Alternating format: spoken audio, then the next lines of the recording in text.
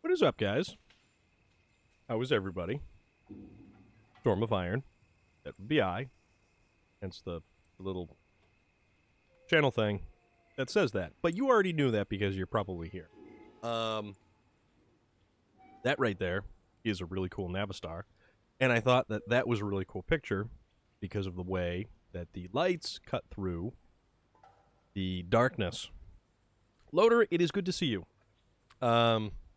Relic, delightful that you are here, as always.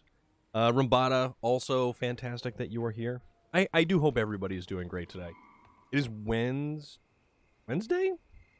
I think it's Wednesday. It is Wednesday, right? Dude, Relic, at this point in time, I have no idea, man. It has been a very long day. It has been a long day, even though it's only like 20 past 5 right now. But I have peanut butter pretzels, which are really good right now. I'm not gonna lie. That said, I don't know where I was going with that, but these are really good. It was 117 left. Oh my god, dude. Holy moly. Just got your desk all set up and a bunch of art supplies and last hour. Loader, awesome. Awesome, awesome, awesome. Sephora's, how are you? How is everything? What is good? Loader, I truly, truly enjoy the fact that you are pursuing this and going further with it because it's awesome. You were just having some cheddar Pringles. Now, here's the thing I want to ask about Pringles. I don't know if it's a purely American stateside kind of thing. Jeffrey Dahmer. Well, not Super Storm. It's like regular Storm or, you know, Storm-ish. So we're here. Gone from 12 colors to 71. Awesome, Loader. Very cool. You know the commercials, the Pringles commercials, where they actually take the different Pringles and then they stack them up to make different flavors? Just watched 2 of the CGI Starship Trooper movies back to back. Ooh. I saw the one where Rico was on Mars and Mars was being overtaken, and that was kind of cool. Yeah, see, Relic, that's the thing.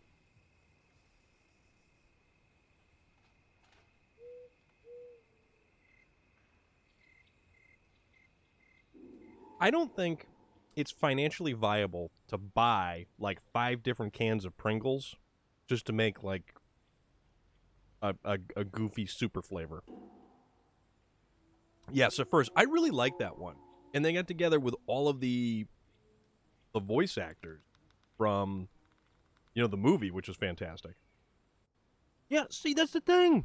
Relic, I want to meet these people who stack Pringles together like that. I don't understand it. Andy! Making his presence known with the Viking Warhorn.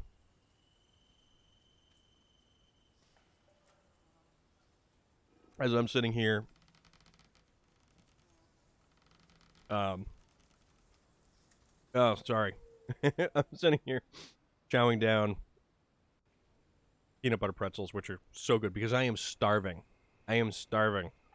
I had oatmeal this morning for breakfast. I only buy 5 cans when they're on sale. Yeah, And then you stack them up, so you have like cheddar cheese, you know, chili jalapeno, baked bean, and peppercorn. And it's like, what does it make? I don't know. Vomit. Now I will pull out a stack of the same flavor and eat like 10 at the same time. Oh, relic. It's good like that. It really is.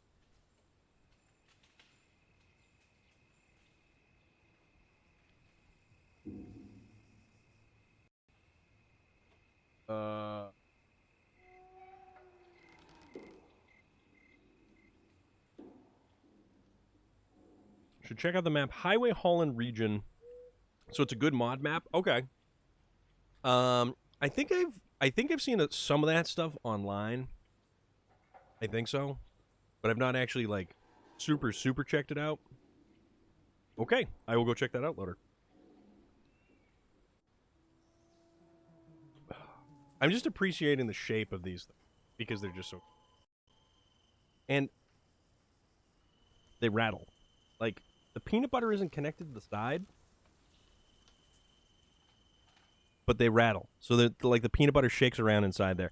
I don't really know where I'm going with anything on these peanut butter pretzels other than they're going in my face because they're good. But besides the point, we're here in SnowRunner to do some things. And one of the things that I wanted to do was collect these bricks because these bricks keep popping up on the map.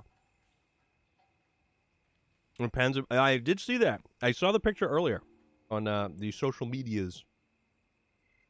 But I want to get rid of these bricks because these bricks keep popping up on the map. And here's the thing. There's 5 of them. It says we need a crane to get them. A semi-trailer has 5 slots. So how about we take a semi-trailer down there, but then we're going to need a crane. Let's pull a truck that has a crane behind the semi-trailer.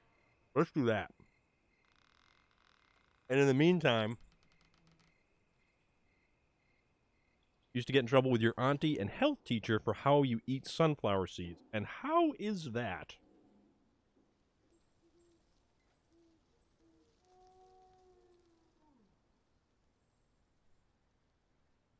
Because I think there's only kind of 2 different ways. Moya Surfer Dude!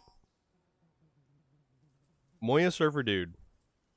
Coming in with the semi-truck horn. I hope you're well. I know we had spoken earlier, but I hope you are. I hope you're doing fantastic. Really do, because it is so nice to see you.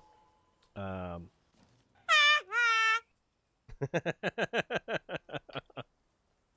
right, what am I doing? I am trying to figure out which trucks I am going to use for this little adventure, because I have no idea.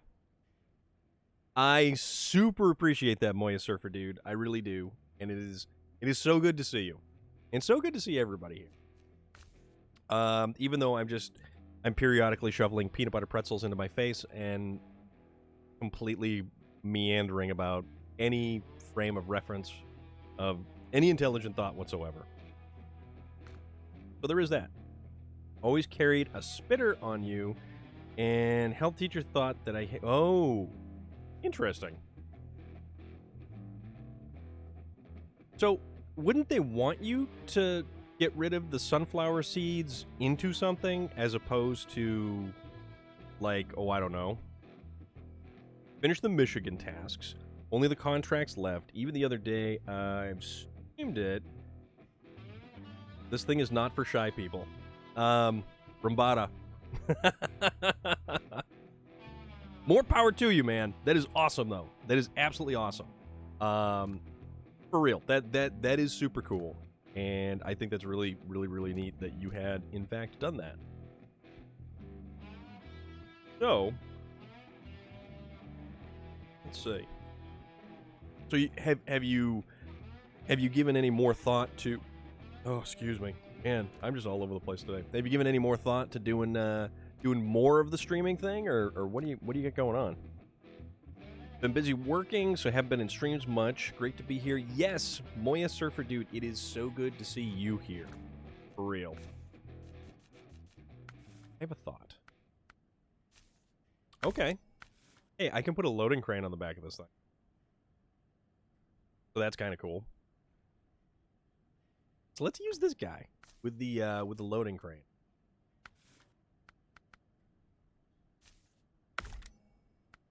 Swap in the other gearbox. Head out with this guy. So now, okay, now it just drives funny. Now it's got a little bit of like a funny like wallow. Okay, this will be kind of cool. So we'll do that, and then now we need a truck to haul our semi trailer.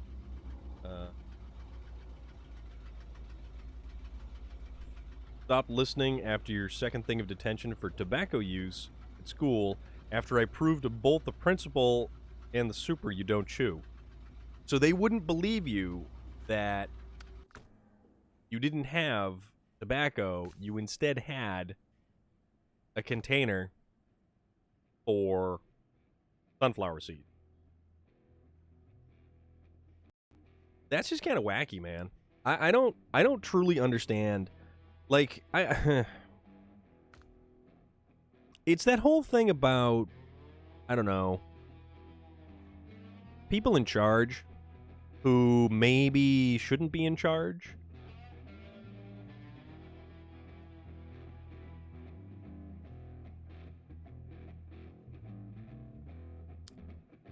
But they're on like a power trip kind of thing, and they just want to lord over everything with an iron fist.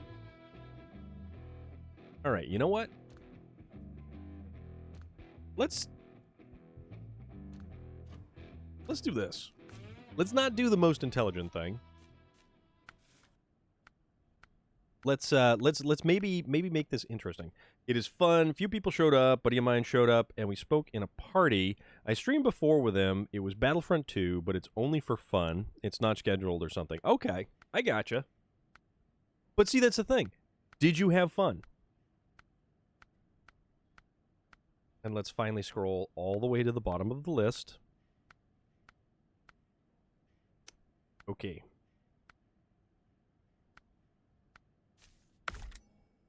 Guys. And sell those because we don't want highway tires. And this one has a saddle low. But let's use GMC Brigadier 8000. The health teacher was crazy. I was the only one out of my friends who didn't shoot. You know, see, that's weird, man. Almost to another key in Call of Duty, made it to 245. Yeah, I haven't played in a couple of weeks. I just haven't had an opportunity to play in a couple of weeks. You know what? We'll do the regular flatbed. So this way, it'll just be easier for the international to put the bricks, the pallets of bricks, up on the flatbed. Okay. See, and that's the thing. As long as you have fun doing it, and that's what your goal is, that's awesome. That's absolutely awesome. And that's what I want to do. I want to hang out. I want to have fun. I want to hang out with great people. I want to talk to people all over the place. I want to learn things. The Badger, I'm not going to lie, ain't been using it. Or the Brigadier. The GMC Brigadier. The change trucks to the National, the Lodestar. Lone Star! Yogurt! Only one person knows I hate the raspberry. Oops. Wrong one.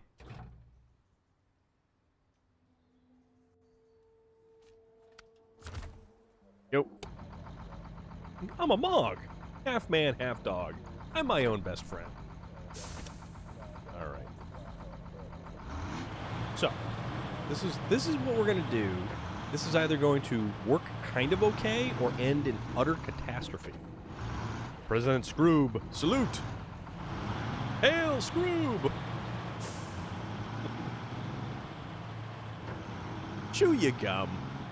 Mel Brooks was awesome. Awesome in that role. Summer Rental. There's a movie. Now, as far as John Candy movies go, I'm going to have to say John Candy, Dan Aykroyd, The Great Outdoors. With the giant bare-ass bear. Oh, crap. What's going on here?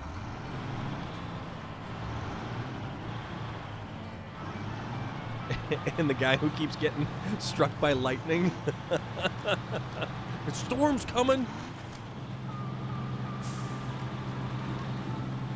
That is a classic. That is an absolute classic. Also, dipping into John Candy. How about John Candy and Eugene Levy for Armed and Dangerous? Oh, yeah. Uncle Buck, though. Hands down, Uncle Buck for just the way that... John Candy found a Mark Hamill film from before he did Star Wars. Cool Runnings is also an amazing movie. I was reading an article about John Candy and stars that remember him and stars that had worked with him on some of the stuff that he had done, and just what kind of a person that John Candy was. And he was apparently just one of the super good guys.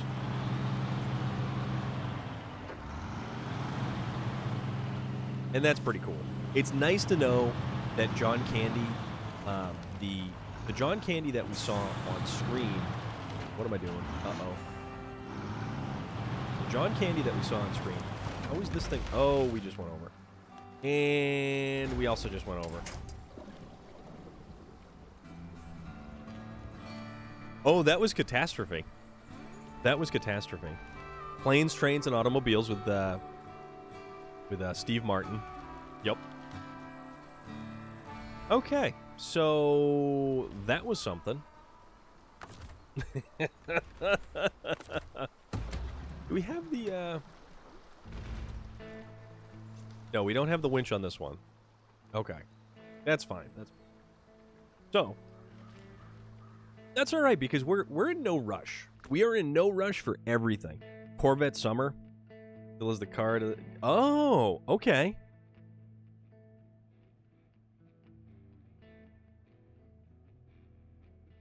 Yes, yep, in Splash, yep. And it's funny, too. Daryl Hannah actually speaks very highly of John Candy. Which is so cool. It is so cool, I never, ever would have met the dude. Probably never, ever would have crossed paths with him. But to be able to read the accounts from various people who have encountered him, that he's just a good dude, is awesome. That part is pretty cool. All right. Let's find out. Wait, well, let's figure out what we're using to kind of like right our situation. Ugliest body kit you've ever seen? Well, sometimes it has to happen.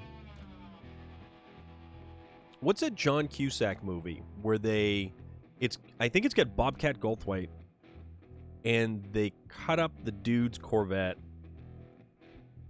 William Dafoe, Danny Glover. Oh, there's the Royal.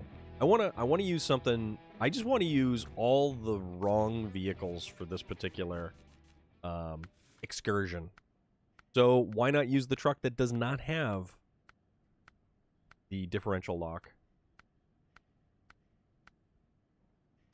I don't know. That would be an interesting point. And it's very difficult to determine where some of those old comics would stand on things. I bet John Candy, though, would have adapted and evolved. Send you pictures of a car on Discord. Okay, yep. We can do that. We can definitely do that. But yeah, John Cusack and John Cusack and Bobcat Goldthwait. Come on now.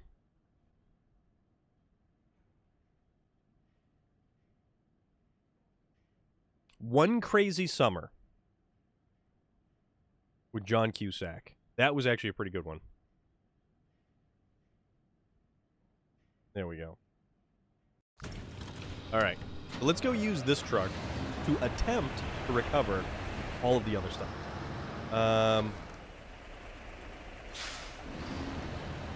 Well, you never know, though. That's the thing. I mean, what you're doing is picking comedians from an era that had different social and political issues and events, different views on life. Guess what? John Belushi, Richard Pryor, Red Fox, you know, they were pre-gay marriage, you know, marijuana being legalized in many states.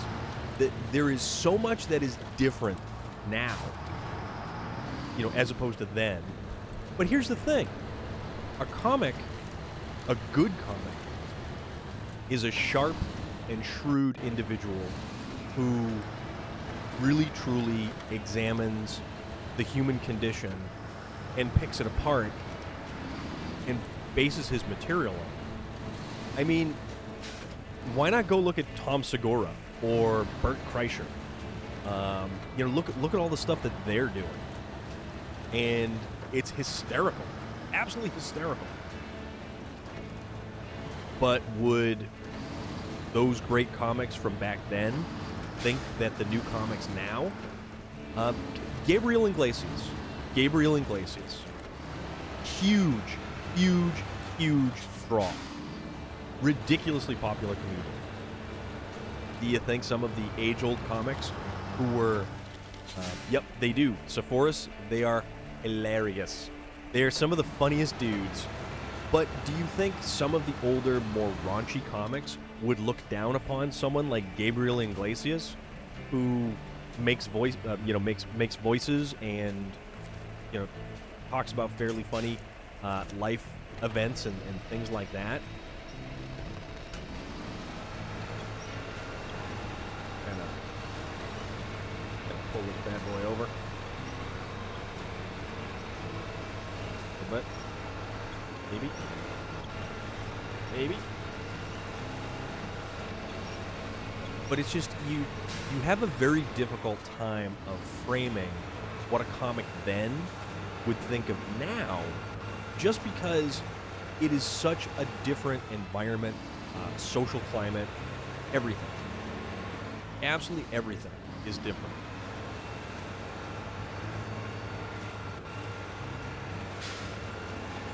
Yeah, exactly. Relic, exactly. Anthony Jeselnik is hysterical. Absolutely hysterical. That guy is so funny. So funny. All right, let's try hauling from this point. Most likely, not most of these old comics were friends with. Yeah, Robin Williams was amazing too, though. Robin Williams was cut from a completely different cloth.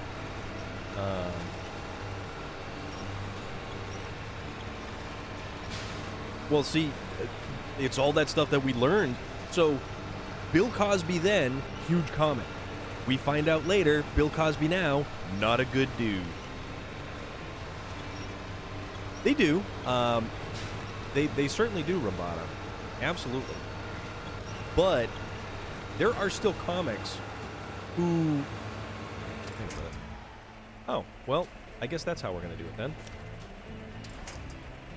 then. Good enough? I have no idea how that worked, but it totally did. But like Relic said, if you look up any of the comedy from Anthony Jeselnik, that dude is twisted, absolutely twisted. But he makes it work. He definitely makes it work.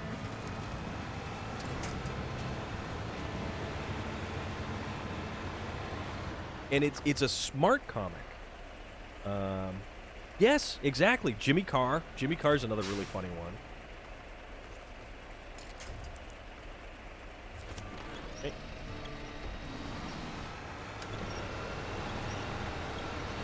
just...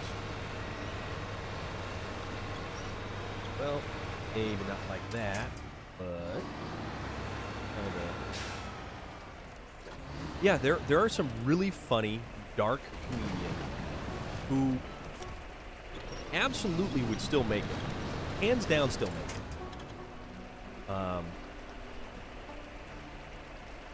Yeah, Carr is really funny. He's got a really weird sense of humor, and it's very, very, very, very funny. What about, what's his name? Crap. The one who was in the British, or the UK version of The Office. Yeah, but, Loader, it's a little bit more different than just simply learning to laugh at yourself. When certain comedy from Once Upon a Time, if you weren't the target of that comedy, it was downright vicious and brutal. I mean, absolutely brutal.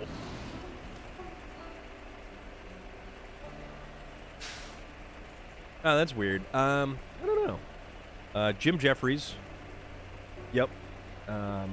Jim Jeffries, but, you know... crap, what's his name? The one with the puppets.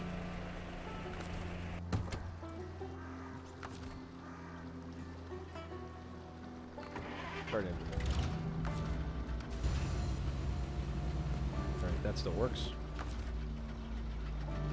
For crane. Okay. Alright, now let's get out of the water here. Let's hopefully not roll things over again, but that's okay. Yeah, Jeff Dunham. Jeff Dunham! Puppets. Dude does puppets. Dude sells out arenas doing puppets. So, I honestly think that comedy has evolved to be smarter. And just because you're not making fun of a particular ethnic class... Exactly. Oh, man. Yeah, that was something else. But yeah, just because you're not poking fun at a particular ethnic class. Went to see John Cleese live. Yes, John Cleese is also ridiculously brilliant. But then again, Monty Python had amazing comedy. That stuff was on point. All right, where are we going?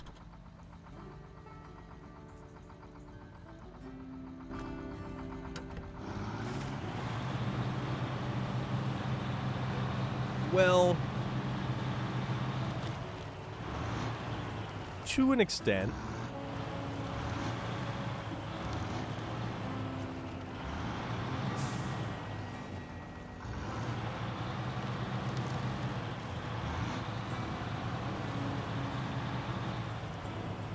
I wouldn't exactly call what Sam Kinison was doing was biting social commentary at many points in time.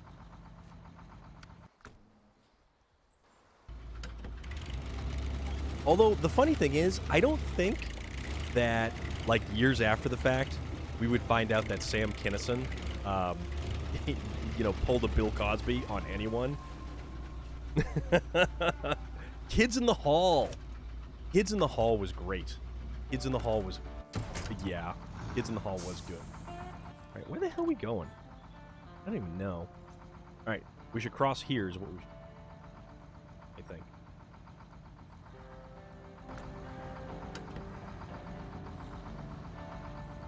What if we do this?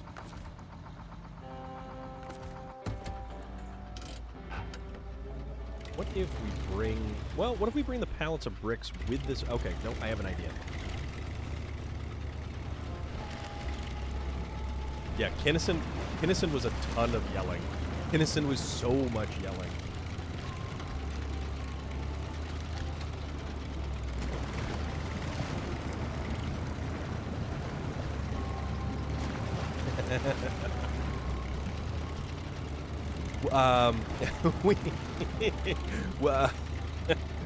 Sam Kinison as the teacher with Rodney Dangerfield there.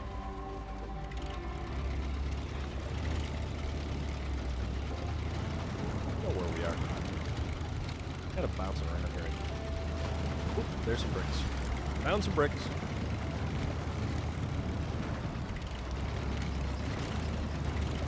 Okay. Corner here. Collect these bricks.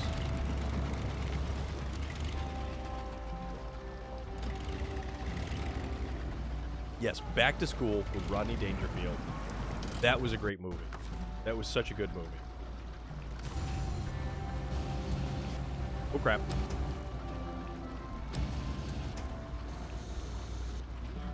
Well, that didn't work.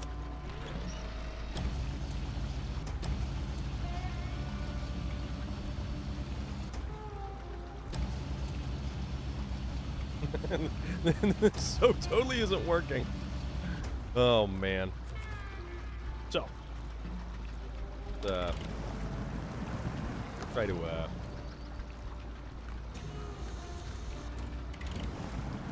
back up on land here. Or at least back up to a spot where, we're not going to tip over when we... Maybe this wasn't the right truck to use. Rodney Dangerfield was funny. He used to be a pastor, yeah. What was the movie that Rodney Dangerfield did with Andrew Dice Clay?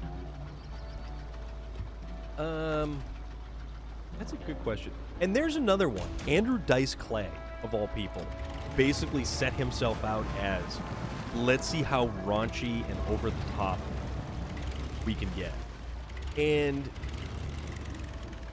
when I talk about, you know, like funny comics and stuff like that, comics who were able to adapt, I don't think the Dice Man ever really adapted to anything beyond his quote-unquote shtick.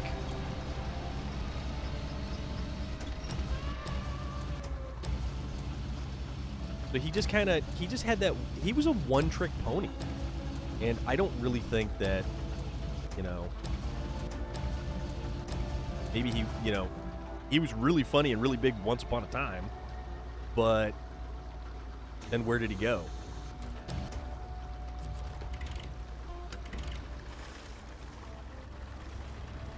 Oops. Crap. That didn't work. Oh, this totally didn't work. So, that plan has has misfired. Spectacularly, mind you. Spectacularly. Right. Okay, so now we have a better idea. Now we have a slightly modified idea. Slightly modified idea. My Five Wives is the name of the movie. Do a wheelie. Oh, I think we did a side wheelie, and we went right into a barrel roll. So how about we use a truck that's got a bed on it, and this is a little bit more stable than that Lodestar.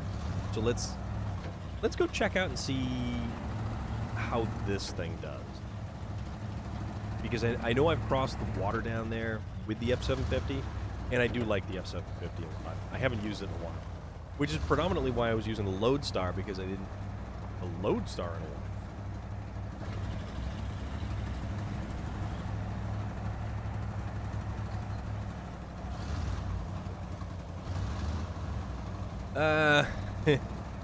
Well, if we go back and we talk about that, look at all the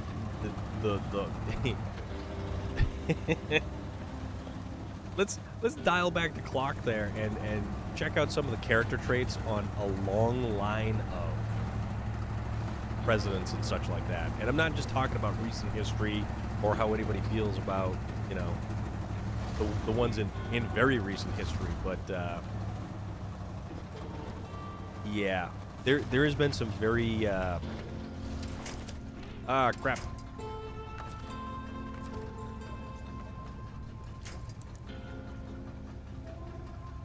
Okay. That. Nope, wrong one. Winch to there. There. Let's there we go. Back on tires. Yeah. But we all saw what happened to him. Dice Clay has been running a comedy show based of Dangerfield Joe for finding new and upcoming comics. Okay. That I wasn't aware of, because, like, nothing Dice Clay has done has really crossed my radar in a long time. I mean, I know he'll show up on, like, the occasional podcast and stuff like that, but I haven't really seen him do anything big.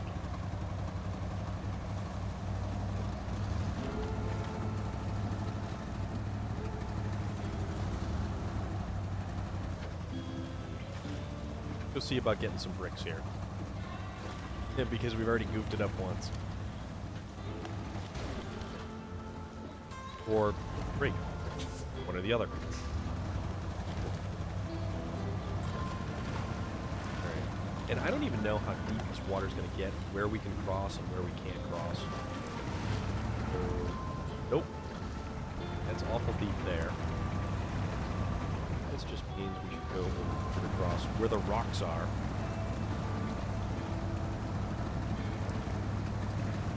Yep, The Adventures of Ford Fairlane. Correct. I don't really think he's ever done...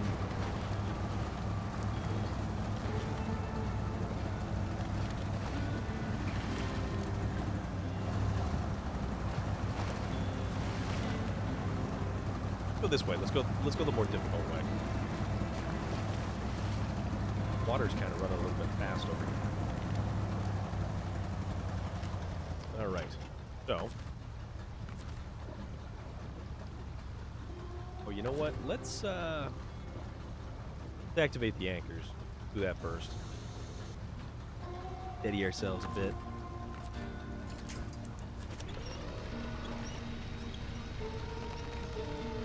Gonna pull it over. Has he? I haven't even seen him in anything lately. I mean, granted, if I look up his IMDb, he's probably in all sorts of obscure, weird stuff. His dress and personality fits the car so well. Depending on which model of Fairlane it is, those things got huge. Those things were gigantic cars.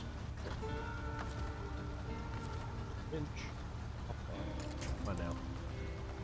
Not working.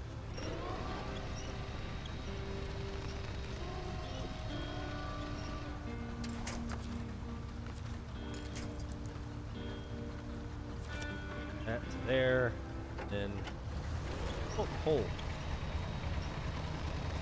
Ooh. Come on. Come on. Here we go. Awesome. Alright. So if I release this winch cable... Okay, it's not gonna... Alright. Change trucks. We're going to release the bricks on this thing.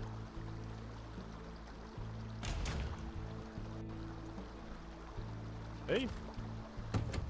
That.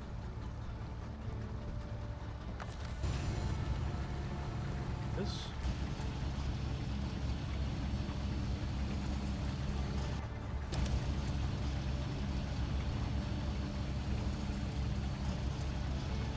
Swing it around this way so all the weight's on this side. 1955.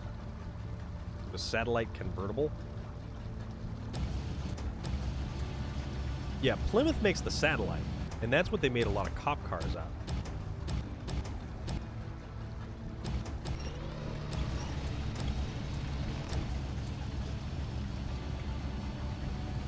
Nope.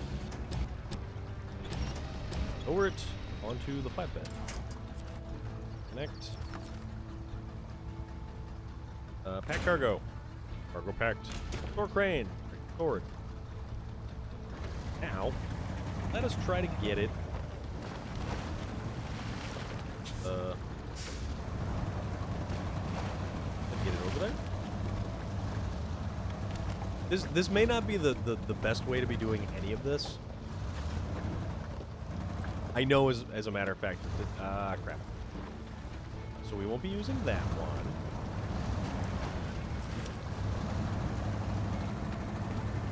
Attach a winch like a safety tether. Looks like a rebadged Challenger at one point. You know, movie cars are such a wild and weird thing. They really are.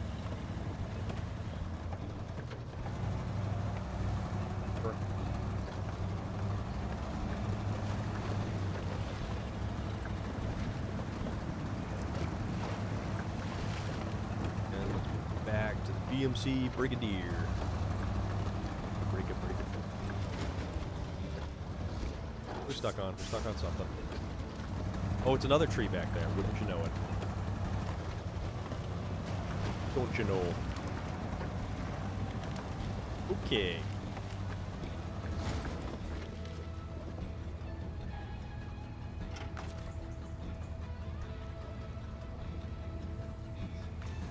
All right. Anchors. No, not remove cargo. Unpack cargo. That would have been really unfortunate, and then I would have had to restart the whole thing. Even though it's only the first load of bricks, I just wouldn't want to have to do that again.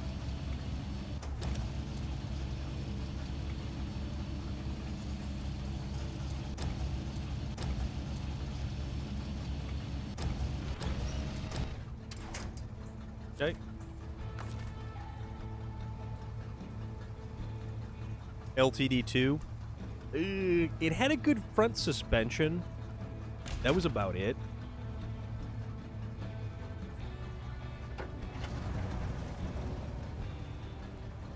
Ferrari F40 and F50. Ooh, the F40 is amazing. That's why I'm working on getting one up and running again slowly.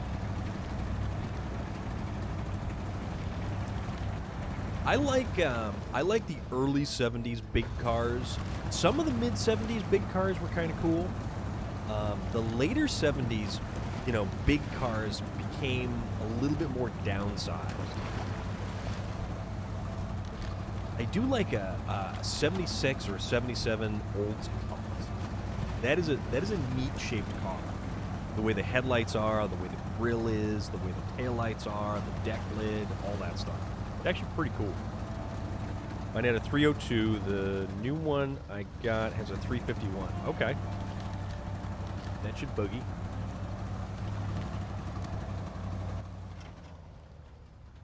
All right. So where is the...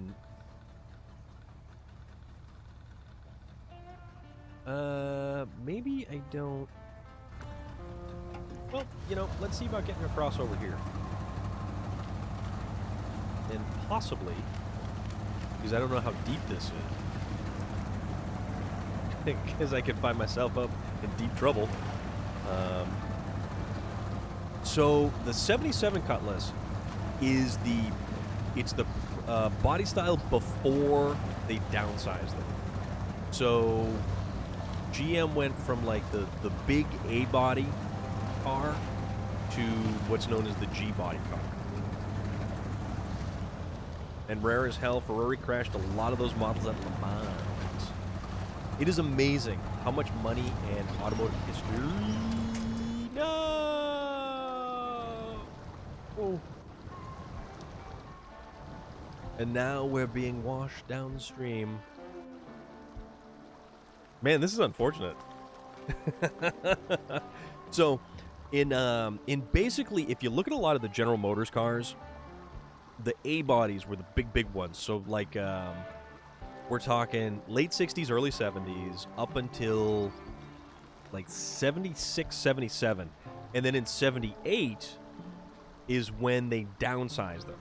So if you put a 76 like Monte Carlo next to a 79 Monte Carlo, completely different cars. And that was like the downsized, more economical version of it. Not that it was very economical at all. Yes, J Stew coming in with the oof. Thank you for that. Do appreciate it. So let's go recover some of our issues here. The Lodestar. The Lodestar was just a bad idea all around. So the Lodestar didn't work too well.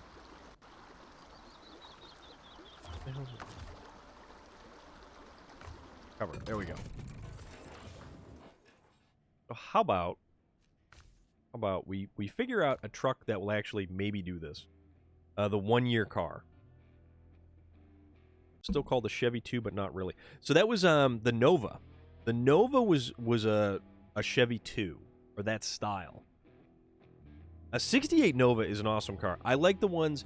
I don't know if the 68 is the same as the... So the 69 and the 70 body style, 71, I love that body style car. Love that body style. All right, tell you what. Let's see what we can do with this. Can we put loading crane? One. And can we put a flatbed? Okay, we can do a flatbed and a loading crane, so let's do that on this truck. Get rid of the chain tires, because we hate chain tires in the mud. Yeah, that very, very close body styles.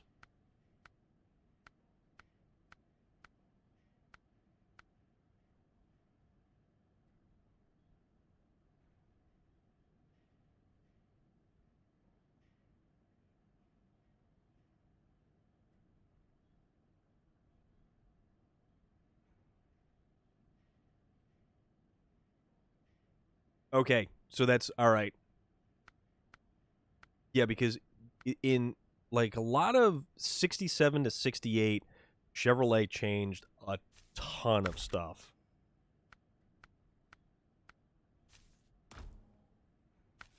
All right, go. And leave garage. And this one's got the two giant flapper cap exhaust on it, which is kind of cool. I like the 70 Nova because it almost looks like a smaller version of the Chevelle or that kind of the Malibu from that kind of year and stuff. Sasquatch 39, what is good? How are you? Hope you're well. Hope everything is going fantastic. We're just kind of goofing around. I'm trying to recover some bricks, and I'm having quite the go of it. And not having the best of luck recovering some bricks. Yeah, not the best go of things recovering some bricks. Yeah, the old Malibus are good. It's basically, it's all about production number. So, because there's more Malibus running around than Chevelles, that's why the Chevelle is more rare and sought after, and just all of that stuff.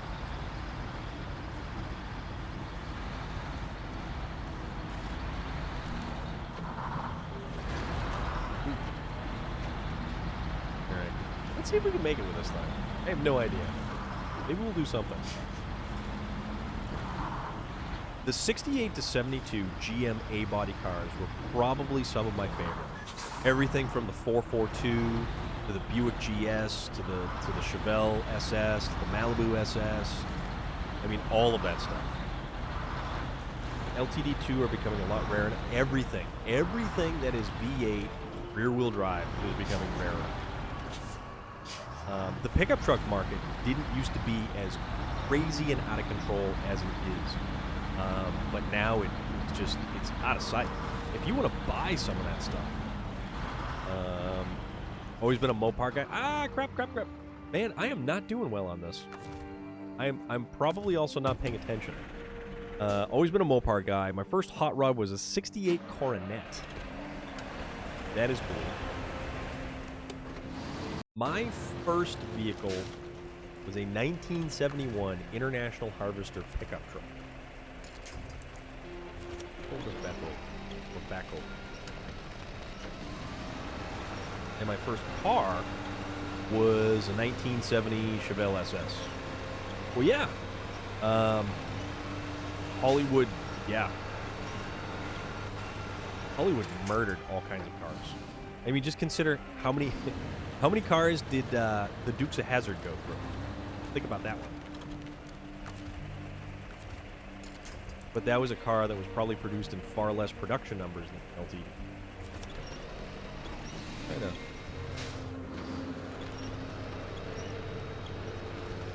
Try to just flip this bad over on us.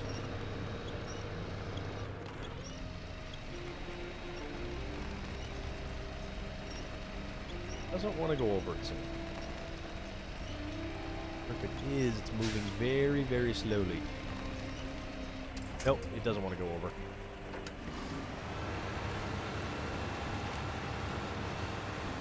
Tell you what. Probably also because we're using not the right truck for it. Blues Brothers movies, most of the cop cars are LTD. Yeah. Well, most, you know, get LTDs for cop cars all over the place. I mean, just think of how many movies Hollywood creates and how many of those movies have car chase scenes where something crashes. All those cars got to come from somewhere. First was an 83 Silverado long bed. Wish I still had it. 83 square body. Square bodies are awesome. I love square bodies. I had an 84 K20, lifted 33s, 350, TH400. That was a fun truck. That truck was awesome. The Gran Torino. Ooh, that's a cool car. That is a cool car. My grandmother had a 1970 Torino GT, and I believe it was stolen twice because of just what it was. It was white in color, and I don't know if they got it back the second time. I know it was recovered at least once, but I'm not sure about the second time. But my grandmother would always talk about that car, and she would also talk about the time that she was pulled over by a state police officer. Oh, yeah, Jeffrey, that truck is cool. I had a 1990 454 SS, and that truck is a blast. That truck is an absolute blast. I sold it, and the guy who has it is still local. So it basically changed hands twice to a dude that he basically told me, he goes, if you ever want to take it for a ride again, just ask for the keys, and I'll you know, there you go. Did you see the Clint Eastwood movie, Gran Torino? Well, you know, it's funny, though, Jeffrey, the interior on the 1990 454 SS was like, that was top shelf. Like, oh, come on. Why are we not? That was like king of the hill when it came to interiors for those trucks. The 454 SS would have had the top-tier stereo system with an in-dash equalizer or a cassette deck that not a lot of vehicles had. All right. There we go. Okay. Change trucks. I love the interior on those, and the seats on those things were great. Although I will say the interior on my 86 K5, the blue crushed velour interior, it was a K5 with a Silverado package, so it had all the little chrome or the brushed aluminum bits on the door trim, on basically everywhere. That truck had the really nice high back bucket seats. They were super comfortable. And it was a K5 Blazer, so you could put those seats back as far as you wanted and had plenty of room.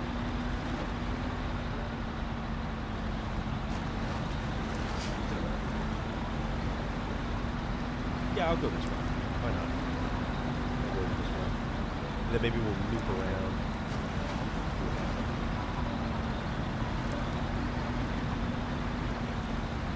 I like the gauge cluster. And the gauge cluster that is on the 1990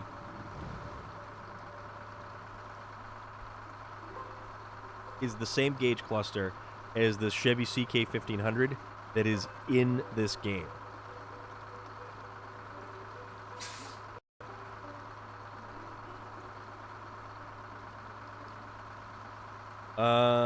Let's see.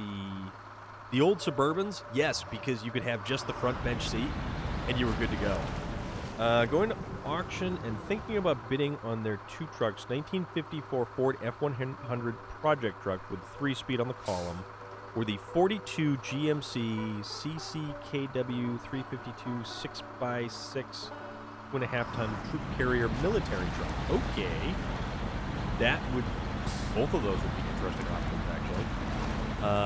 We saw a bunch of Dodge. I saw two Dodge Power Wagons on Sunday. Uncle had a 69 Mercury Cougar. Mercury Cougar XR7, that is an awesome car. That is such a cool car. Sadly, it burned up along with his house. 50. Oh man, that's rough. But those are such cool cars. Those grills,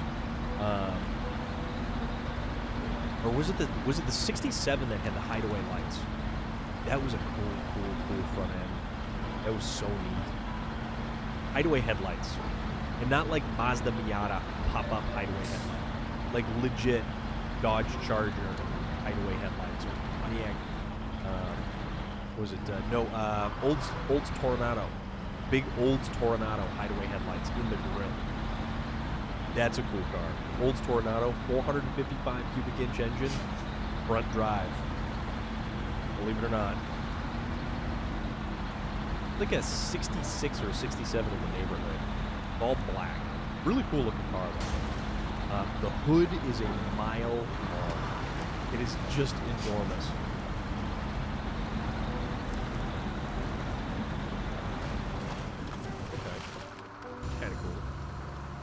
A little bit better than what we were doing. We're doing better than what we were doing. We're doing way better than what we were doing. And actually, what was it? 66 Olds Toronado had a special instrument cluster. Racing here. Hello. How are you? How is everything? It's good. Hope you're doing well. 71 Lincoln Town Car with the flip-up light covers. You know, and then you had the old Corvettes that had the flip-up headlights and everything like that. You don't do stuff like that anymore. Like the Corvette purists were pissed off that they stopped getting the hideaway headlights. Also, the change in the taillights too. Crane, cargo, and carry-on. But yeah, Corvette purists got pissed off that they lost their round taillights and then they lost their hideaway pop-up headlights. But it's like anything like that, it's just, I don't know, man. Also, I don't know about this either. So we're probably going to go in the drink again. Roadhouse with the clamshell light covers? Ooh, that's a tough one.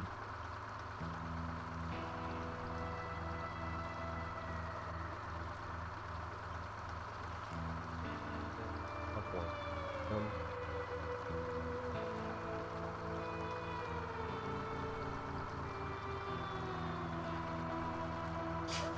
Trying to think. Oh, that was a Buick Riviera. Buick Riviera.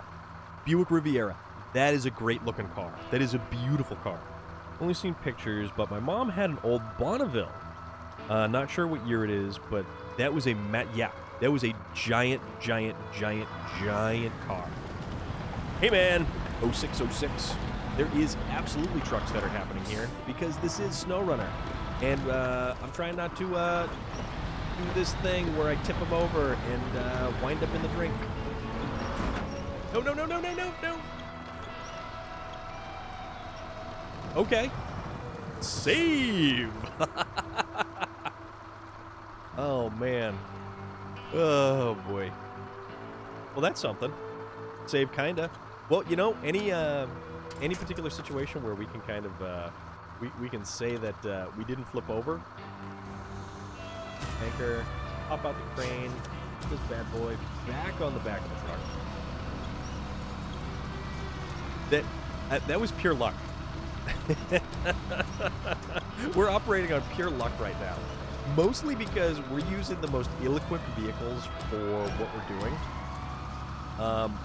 Mostly because... Why is this crane being weird?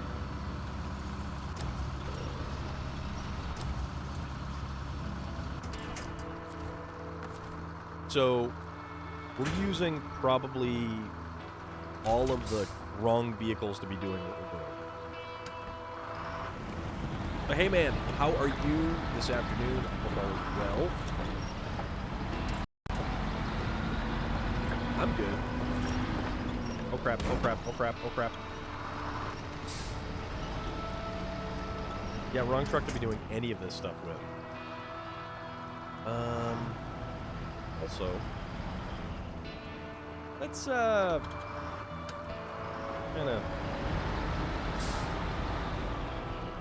of reassess where we're at with it. Yeah. We'll grab this one. I'm doing pretty good. I'm doing good. It was a long day. It was an absolutely long day, and I am significantly better now that I am here. Because you know what? Here is significantly better than being at work. Even though I am on a roll with rolls or something. Alright. Pack cargo. Cargo packs. Go crane. Crane restored.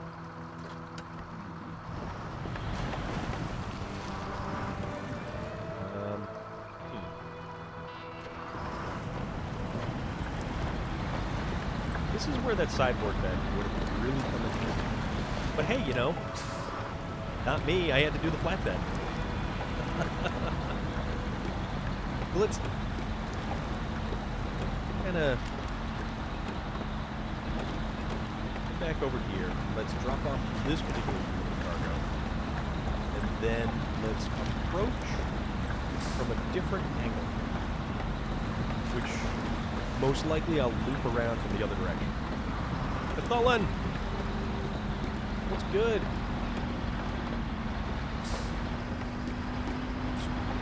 Where is it? Go. Rock. We're good. So we're using the GMC 9500, which is technically a highway truck that you get at the very beginning of the game. But in Imandra, you get the all-wheel drive upgrade for it, which completely changes the truck for the better. But we decided that we were going to try using the F750. We were going to try using the Lodestar 1700. All of those trucks with a little crane. Probably what I should have done is busted out like a Zix 605 with a crane body on the back. But we're not doing that. Why would we do that? It makes it too easy. Way too easy. Where's your sense of adventure? Or dogged optimism? Stalwart determination. That's what we can call it. Or just not basically the most intelligent building. Either or. I mean, it works. We'll give it that. I do like the look of the GMC 9500. Ooh, prep. Ooh.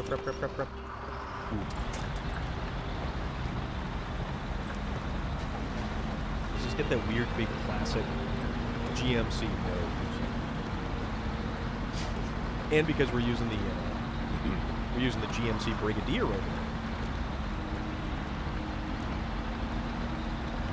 You know, we're doing the General Motors now.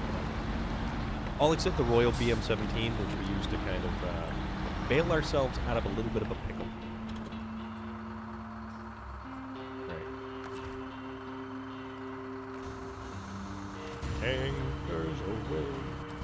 All right, so. Oh wait, nope, that's right. Because I always forget that we have to unpack the cargo. Or we are able to take the cargo off the back of the truck. It's been a day, only calibrated 7 windscreen cameras all day. Nothing is working correctly. It has been an absolute day. Everything has been a messed up nightmare. And I am glad that this day is over. This day is not a day anymore. This day is now moved into the evening. Also, Bricks, why are you... There we go. Actually, it's funny. Brix is the name of a friend's dog. But it's like B-R-I-X, I think.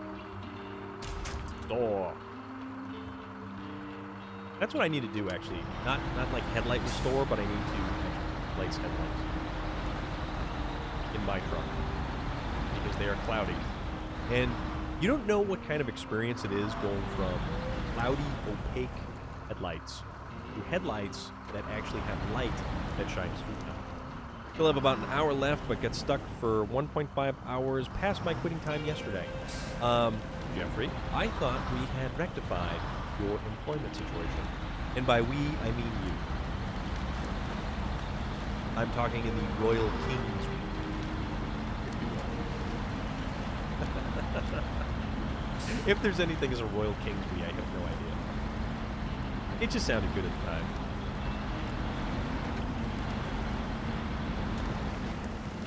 Like, we could use the Tega to go through this. Use a Azov 5319. Use anything else under the sun, but no, we wanted to use MC 9500. Is that just not that smart? Or mostly because I want to do something different. Alright, so let's see where we can cross over here. Get to the other side. Get to the other stuff. And then come back. Because now we have 2 out of the 5 bricks back of the flatbed. And we're going to have to haul that flatbed up the hill. No, what would... Either or. No. See, that's kind of what I'm saying, man. Kind of what I'm saying. Cross here? Oh, we can cross here. There's almost a road. Well, isn't that magical? That's almost a road.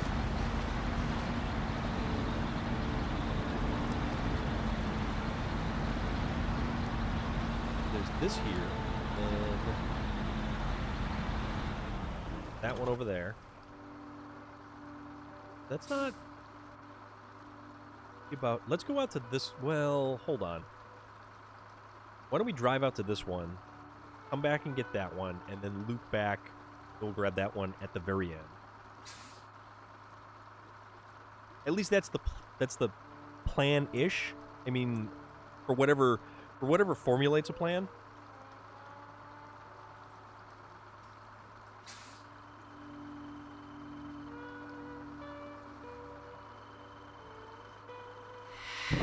Oh, Loda, that is a cool car, though. That is a very cool car. Zombie's worst nightmare. Thank you very much for that. That is greatly appreciated. Zombie's worst nightmare. That is a very cool, very, very cool. I still think that's a cool screen name. But what is up? I'm good. I'm very good.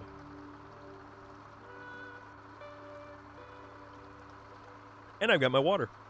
Because I opted for water as opposed to a soda. See? I'm thinking healthy. The new one has a vinyl back. Okay. You're doing good as well. That is good to hear. That is very good to hear. Yeah, see, I was trying to do a little bit of the healthy thing, but, you know.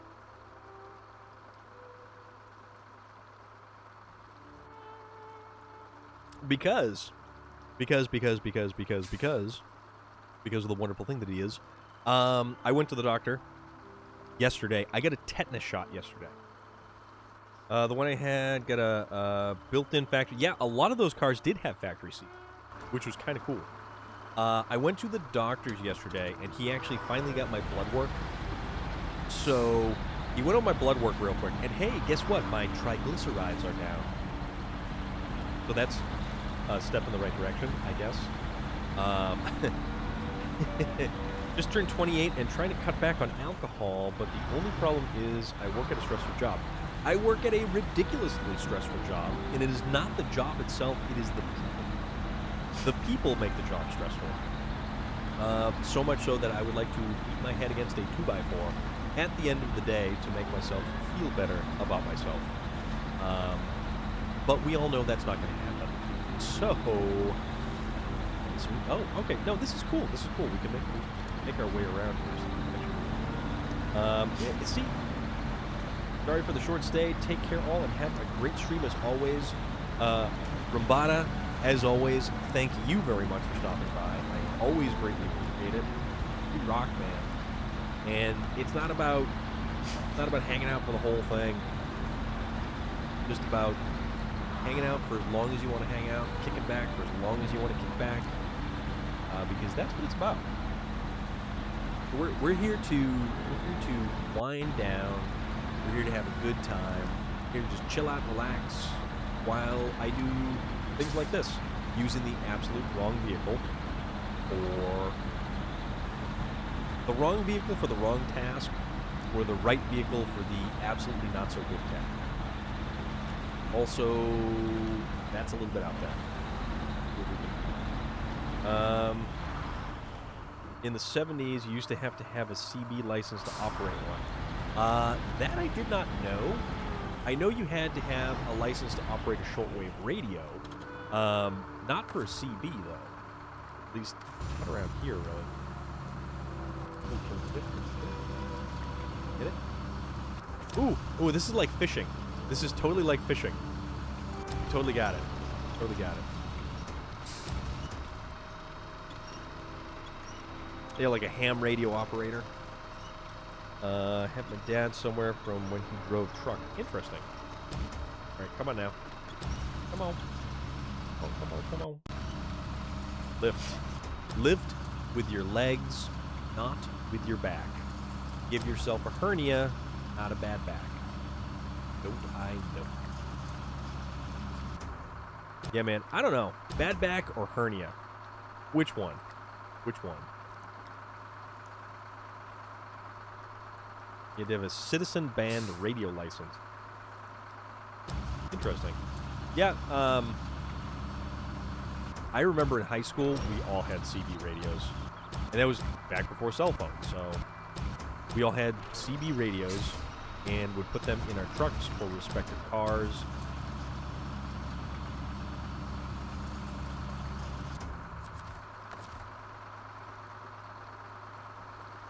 Pack cargo. Store crane.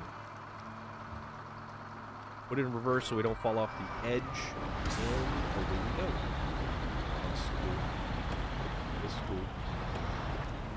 cool. Storm, has been fantastic to see you. I'm heading off for now as I need to get up early for work. I hope the rest of your stream goes well. Take care. And I'll hopefully see you again soon. Yes, Moya Surfer Dude. You are as awesome as always. I am glad that we talked earlier, and I'm glad that you were able to stop by and hang out. You're all awesome. You're all fantastic, and I super appreciate that. And like I said, it's not about, you know, everybody does what they can do, hangs out when they want to hang out. On that one. But I hope you have a fantastic day at work, and I hope that we were at least marginally moving this evening. Even though we really haven't been getting much done. Actually, we haven't gotten anything done. We've accomplished nothing as of yet. So, I mean, we're doing stuff, but we're not accomplishing stuff.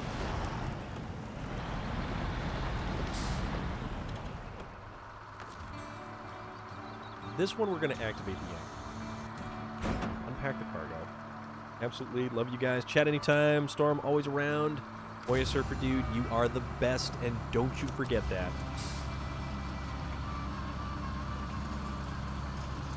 You make the world just a little bit brighter simply by being here.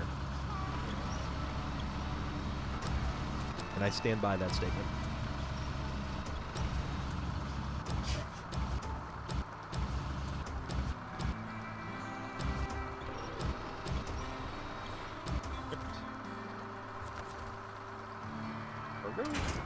Pack cargo.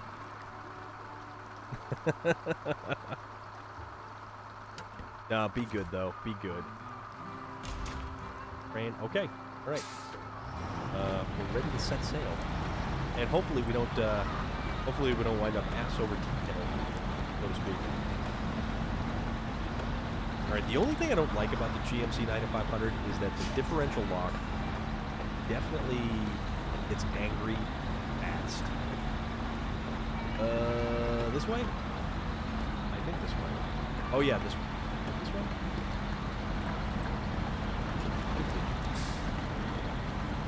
Go this way.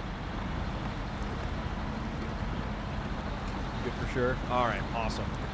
Good to hear. Hey, there's houses over here. Hey, there's even a road over here. Why don't we use this road instead of off-roading? Where's it gonna take us? Gonna loop. No. Oh, you know what? Okay. No. We can totally use it. Yeah. We'll make use of this. It'll work. Nothing will work.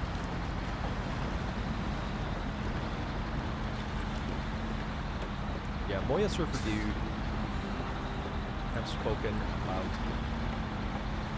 getting a stream up and running. Art. At least art. Awesome. And I think that's something that should definitely happen. Because, Loader is also another one who has been doing art-related stuff, and it is fantastic. Absolutely fantastic. And it's cool, chill vibes. You get a long day at work, or you're at work and you want to unwind a little bit, and it's stressful, and there's cool people around who do cool stuff. They ended the license in 1983. Yeah, that's probably why I have no idea about a license like that.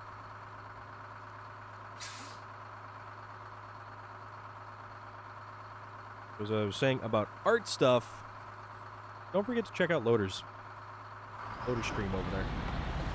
Although that is Horizon Zero Dawn. With Alloy. Used to be a PlayStation exclusive for the longest time. And I still have feelings about console exclusive. But that's me. I'm kind of looking forward to Destiny becoming cross-platform, because that'll give me another game to be able to play with a bunch of people. Well, it is super highly rated. Super. It's one of the, I think did it pull down Game of the Year? It won all kinds of awards. Oh, you know what?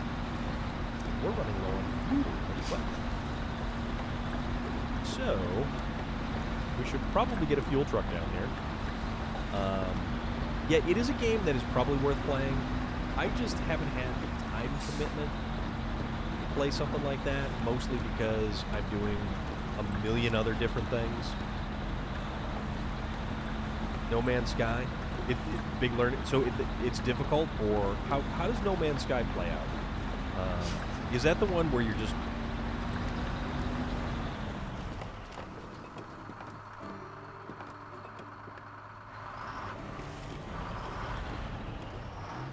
UK was 2006? Is that the one where it's basically you're just one dude and you're going from planet to planet, like scanning stuff and just discovering life and minerals and plant life and all kinds of weird stuff?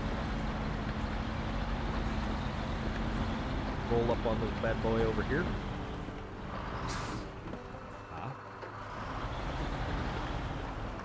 Over here. I can't do the Puma. The Puma. He does that. He does that real good. Oh yeah, okay, so we got the crane stuck on the doodad. Because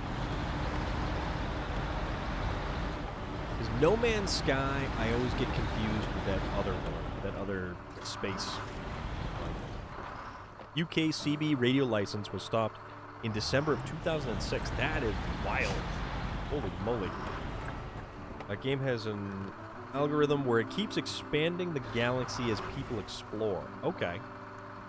Huh. I do like open world games, but I like open world like this, where it's more terrestrial. I'm familiar with trucks and trees and dirt and mud.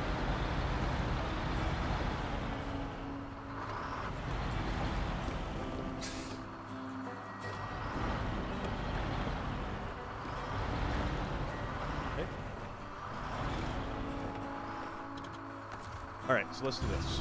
So, oh, bother. I sound like Winnie the Pooh. Oh, bother.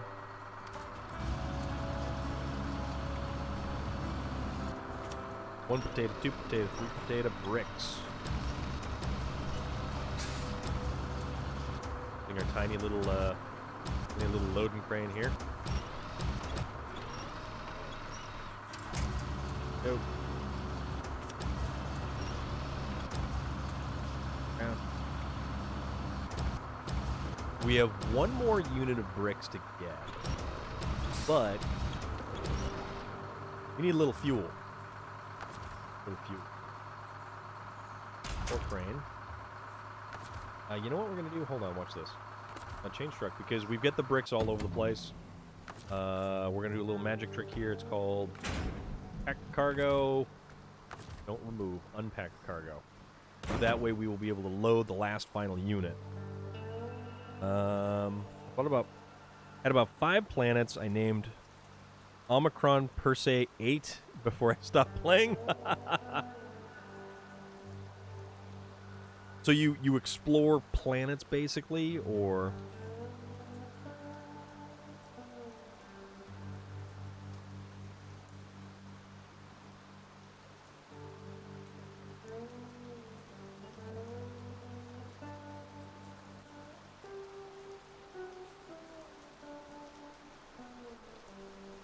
So in addition to going over my blood work yesterday, where I learned that, lo and behold, my my triglycerides were lowering, I did get a tetanus shot because I am around enough jagged sheet metal.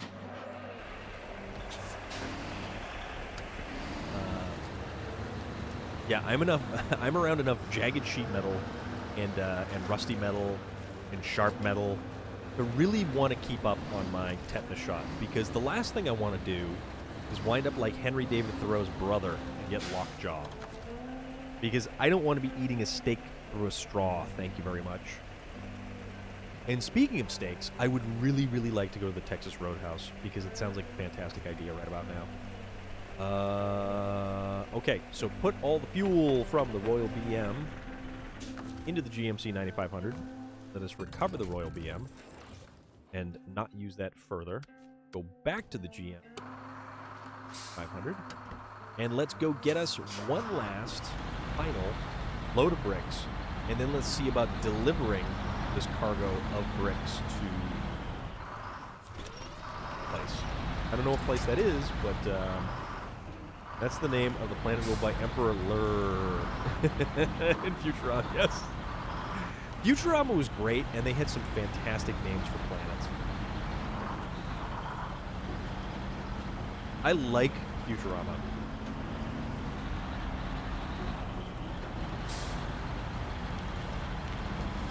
Also, the dude who plays, crap, what's his name?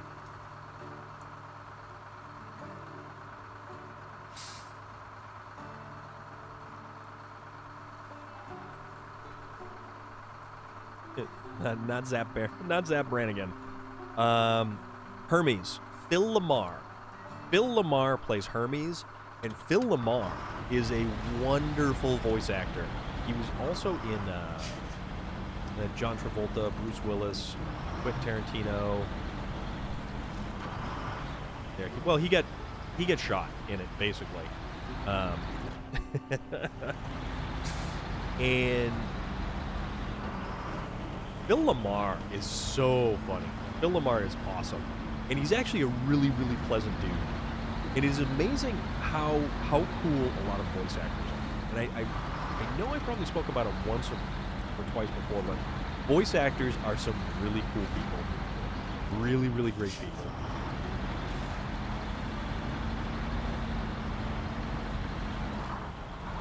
All right, where are we crossing? We're crossing here. Here we shall cross. None shall pass.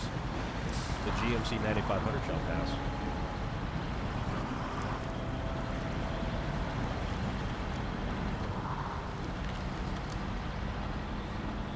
You know what movie I watched the other night? Last night, actually. I watched Willy's Wonderland last night with Nicolas Cage. Oh my god. Anybody else seen Willy's Wonderland? Or is it just me?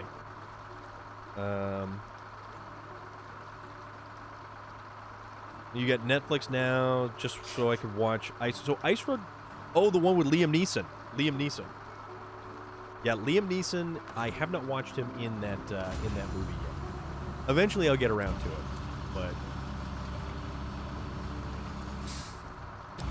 yes, yeah, the weird goofy soda that he had, the punch, fruit punch with caffeine or whatever the hell it was. That was such a bizarre movie. And he doesn't say a damn word in the whole thing. Doesn't say a word.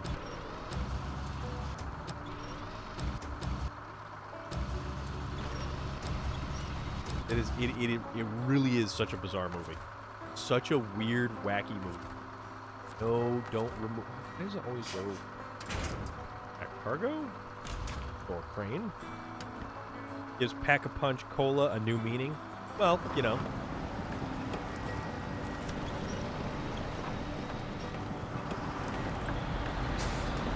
Ourselves. Here, mess. Well.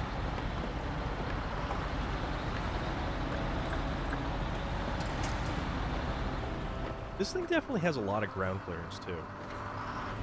Healthy amount of fuel for the amount of consumption that goes through. This thing actually sips fuel, which is kind of surprising.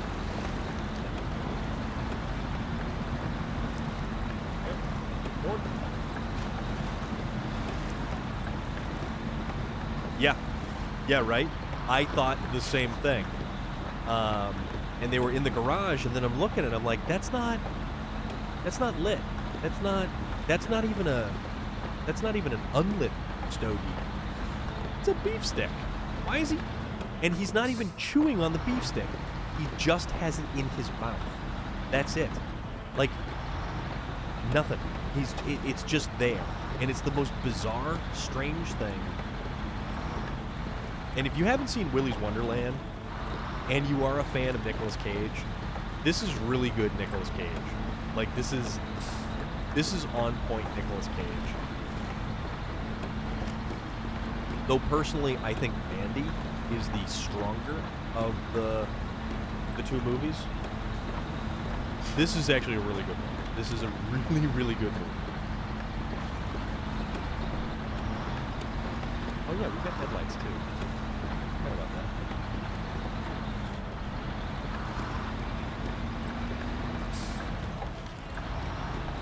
Nicolas Cage channeling Tom Cruise. I don't think Tom Cruise could ever be in a movie where he doesn't talk, though. That's the only thing.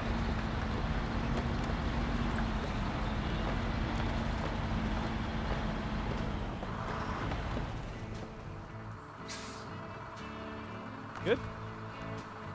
Say we're good. No, we're not good, because we have to unpack the cargo. Now.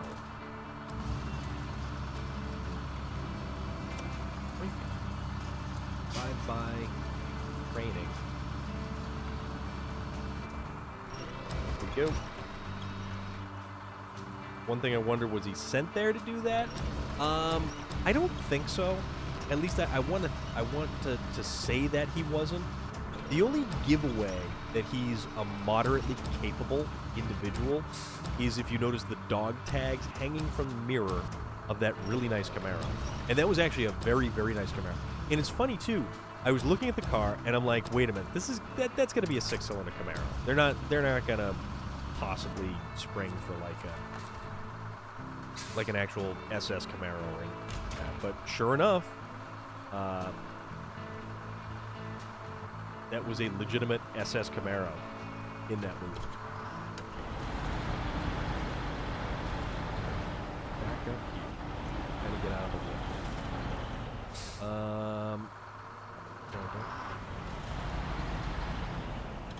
Alright, stay there.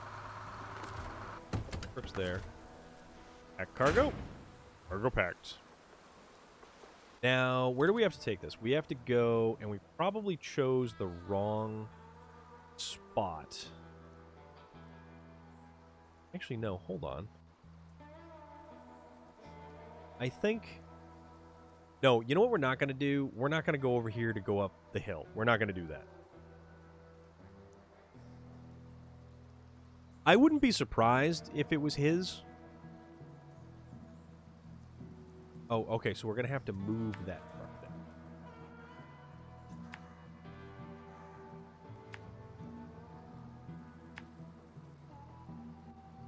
All right, so that's going to put us over here. That's fine.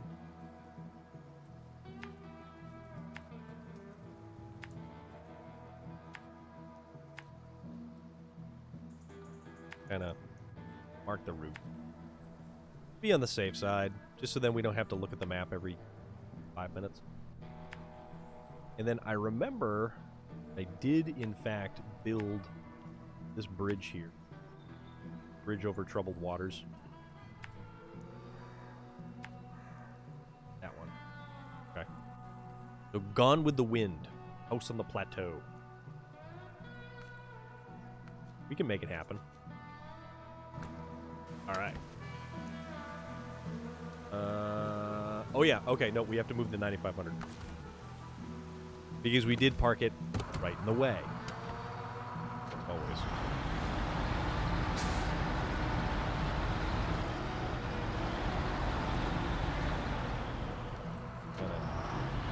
Nothing but woods over here. Because maybe we'll need it again. So there's a possibility that we will. Because of the way that we drive, because of the way that we operate, because two things here.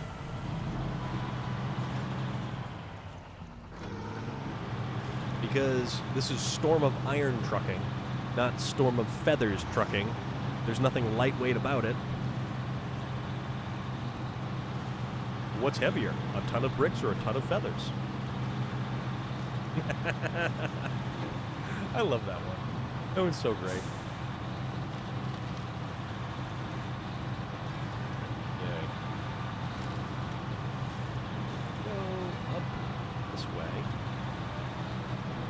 Truck will turn. Interesting. The front end is kind of not really giving me too much ability to steer.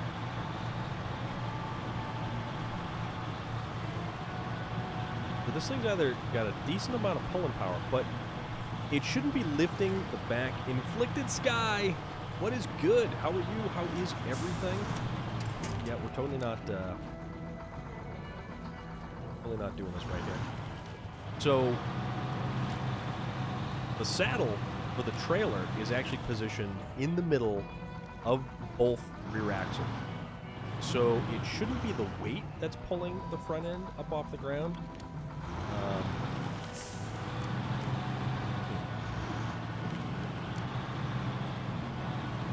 Actually, I think it was surprisingly good.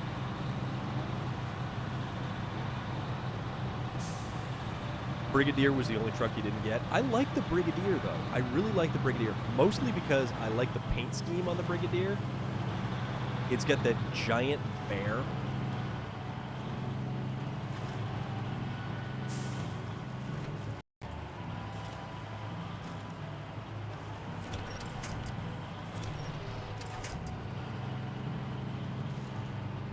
And the eagle on the hood. Come on now. Come on. Come on. Get her done. Have you ever seen the vid of the girl saying she could eat four-piece, 6-inch pizza, but not not a 8-piece, 6-inch pizza? No, I have not seen that video. I probably don't want to because it might hurt my brain. There we go. Actually, this truck, just by sheer force of will alone, is making it up this damn hill.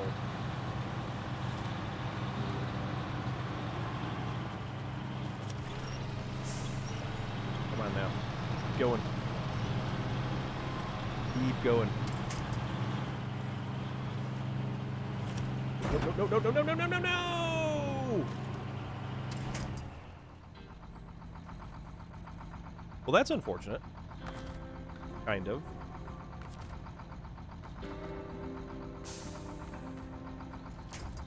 I mean... Huh.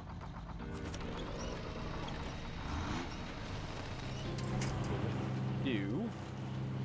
Stuck on. Now we're stuck on something. There we go. So tell you what, we'll pull this thing up to the road, and then we'll do the intelligent thing by sending a truck with a crane to ferry the stuff back and forth. No, this will be okay.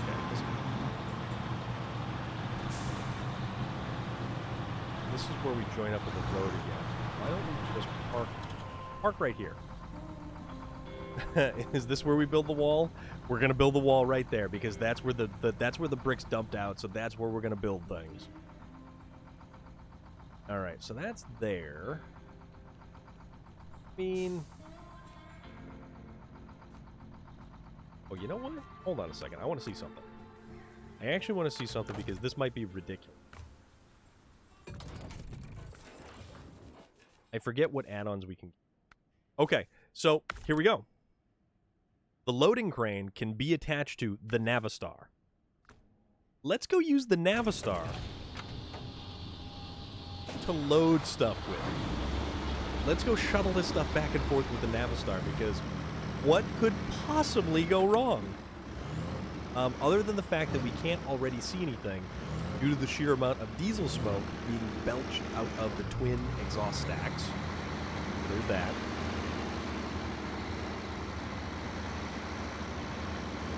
Oh, this has been a comedy of errors tonight. A comedy of errors. I do like the Navistar. I really, really like the Navistar. It's probably one of my more favorite trucks. And it doesn't get nearly enough use. So, I mean, hell with it. Let's throw a loading crane on the back end. Yeah.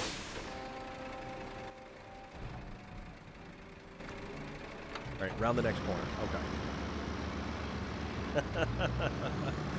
We'll see how well this thing does going up and down. Because maybe not really.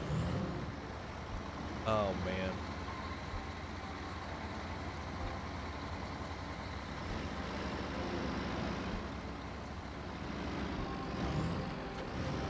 This doesn't seem right without, yeah, William laughing at the rollovers. Yeah, there is that. Which I am not sure where William has been lately.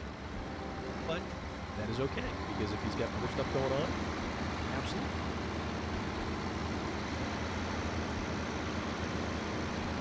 Alright, so maybe we should back down this one.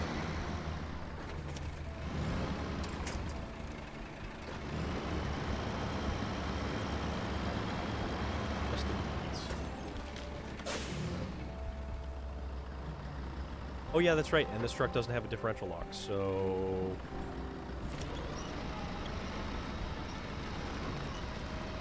Alright, maybe this wasn't the best of ideas. maybe this really wasn't a good idea all around. Oh, that's alright, though. Kind of try to...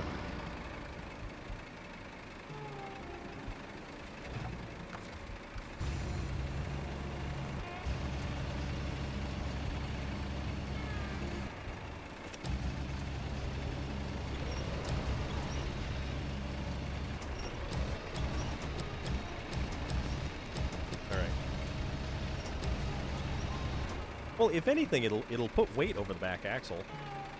So, kind of, maybe, I don't know.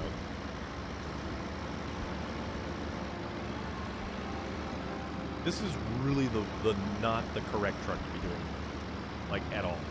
If there is any takeaway that I can really realistically give you from this game, and you're looking for hints, tips, and tricks, it is don't put the loading crane on the Navistar.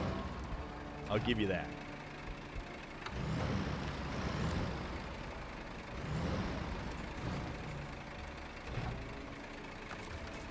Yeah, don't. Just don't. It's a bad idea all around. You're gonna have a bad day. You're gonna have a really bad day. Don't do it. Mm-hmm.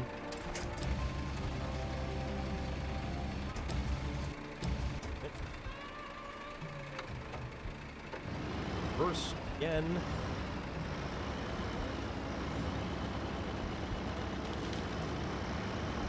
Yeah. Loading crane and Navistar do not mix. But you probably won't have the Navistar if you didn't pre-order the game. Or it is DLC.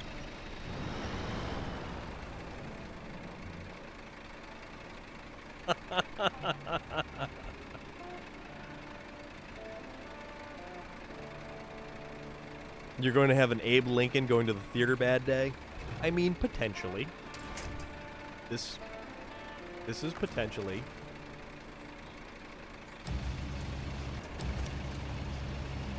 That hoist it up.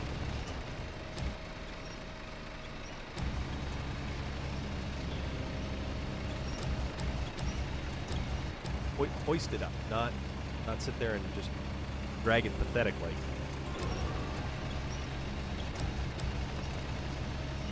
These cranes in this game just don't have enough strength to them. There's something about them, it's like, what's wrong? Alright. Betraying Rico, storm in the morning. Hold on, hold that thought.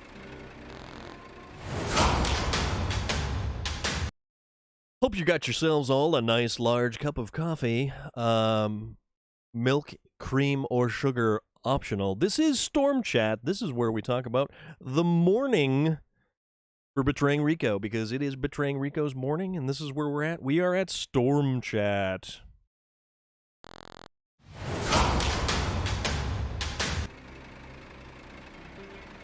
Well then. No more Storm Chat for you then. Well, the thing is, it goes by the winch of the truck. So the crane itself is actually an extension of the winch. And neither one is really stronger than the other because they're both kind of identical. So they're both kind of weak and wimpy.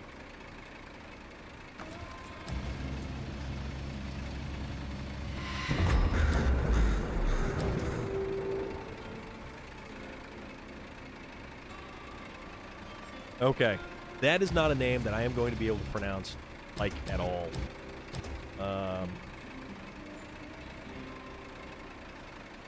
That looks like somebody face rolled across a keyboard. Just JS Fui. But how are you? That is an interesting name. I would certainly like to hear the story behind it.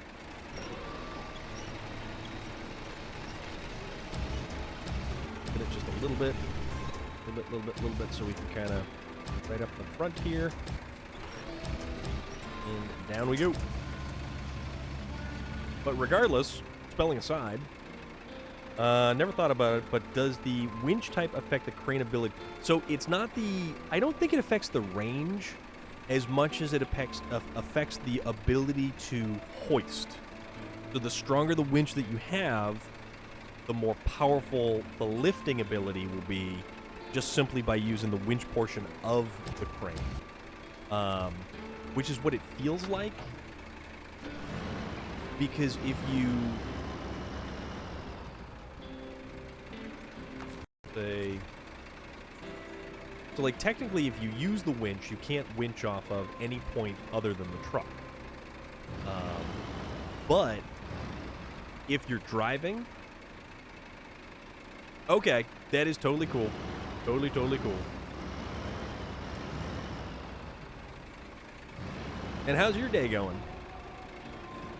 Hope everything's good. Day, night, morning, brunch, post-brunch, dinner. So, as I was saying, if you're hauling something with the winch, if it is attached to the winch and your winch controls are up. So I'll show you. So we'll go crane mode.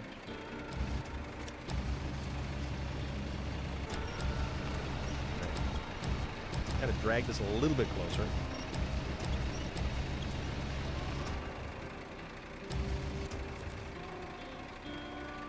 All right, so now you can see pull winch or release winch. And the only winch point we have is the one that's on the back of the truck.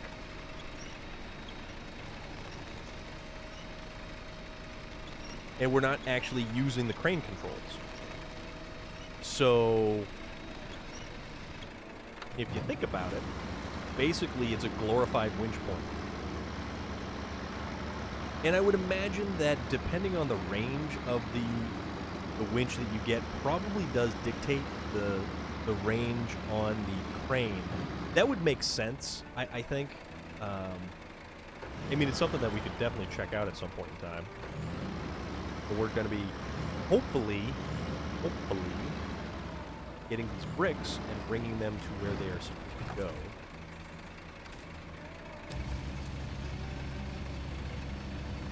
Also, I don't know why I wasn't loading off of this side, because it's much flatter over here.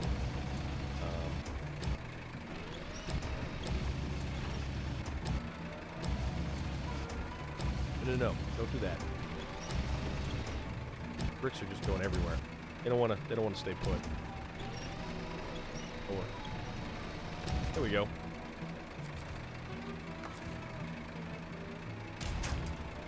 Actually, I didn't really even mean.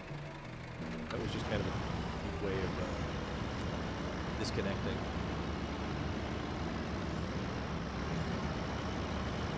So we're using the Navistar with a loading crane to ferry orders of bricks up and down the hill here because we had a little bit of an incident. And by little incident, I mean we lost all of our cargo, which was 5 pallets of bricks. And not exactly in the most glorious of fashion. There we go.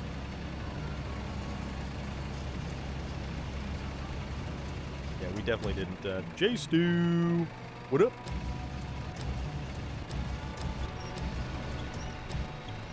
How goes the day for J-Stew?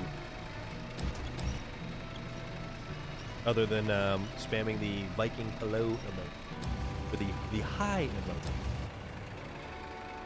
Is in hi greeting, not like, you know, stuff. Alright, there we go. Up, up, and up.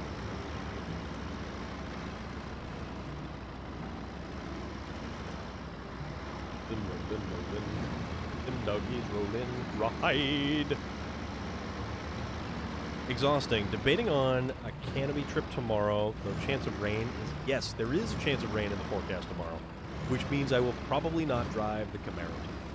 I have been on a roll. I have driven the Camaro probably every day this week so far. It's actually been kind of fun. Although if it rains, I most likely will not be driving it. Because then it's just not as fun. And then you have to keep your foot out of the gas pedal. And nobody wants it. Nobody wants it. Although it makes the back end do a little bit of a dance. Yesterday was a beautiful day. Was it a beach day, or what on earth did you end up doing? Not too hot and no rain. Well, it's actually been kind of nice. We've been on a lucky streak.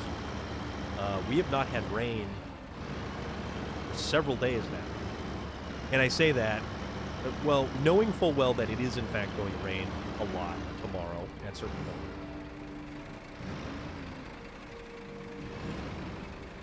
Beach day, water was ocean cold. Well, it's the ocean. You're on the east coast of New England in the ocean.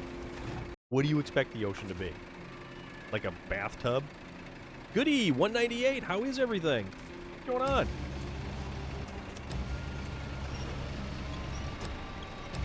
Okay, here's a question for everybody. If you like swimming, if you like the water, what do you prefer? ocean water that's like ice bucket cold, or, oh, I don't know, a nice pool that's whatever temperature a pool should be. I'll take a hot tub. That's what I'll take.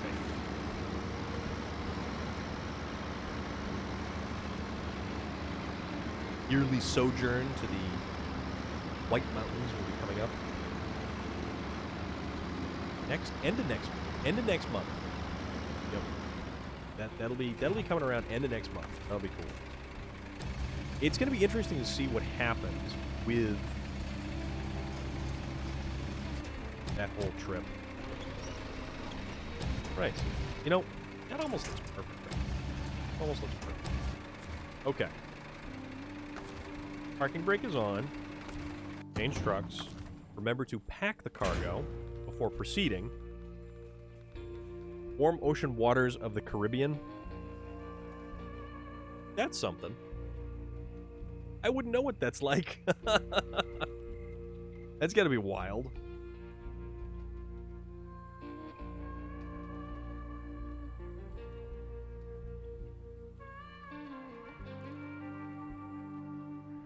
Right.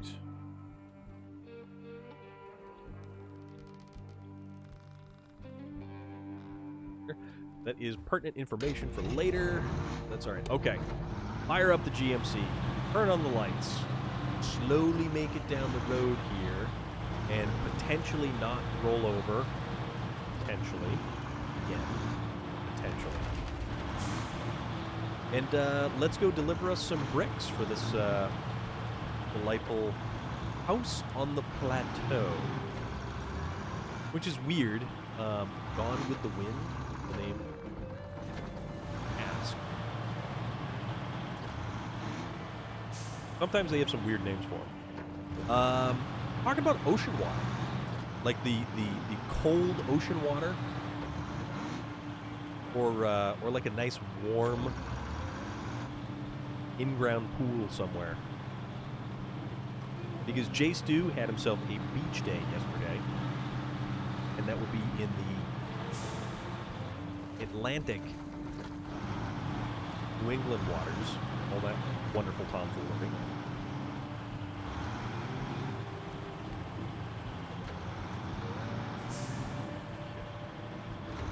All right, let's get trucking. Take this delivery.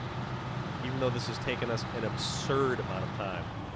So, we've been at this for like 2 hours now, and we're only now going to deliver the full load of cargo. I'm feeling accomplished. Far off the road. No, I'm not really feeling accomplished. I'm a hack. That's all there is to it. Okay. I like the exhaust stacks on this. 2 giant outrolled exhaust stacks. Corner. Well, at least this isn't the 8-slot cargo trailer, so this is a little bit more.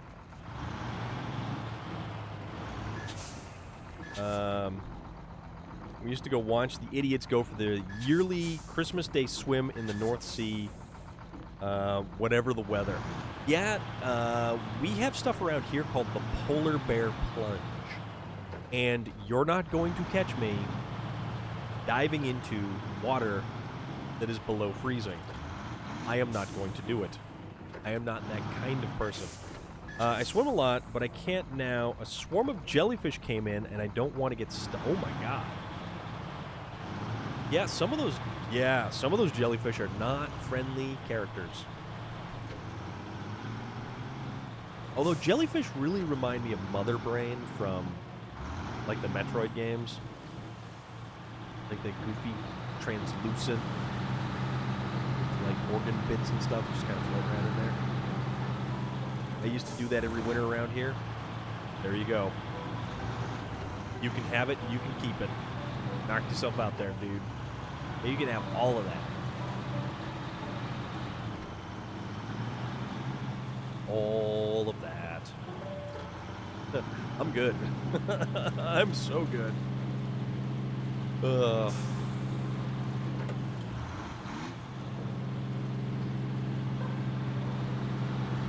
I would rather, I don't know, probably still be sleeping, or potentially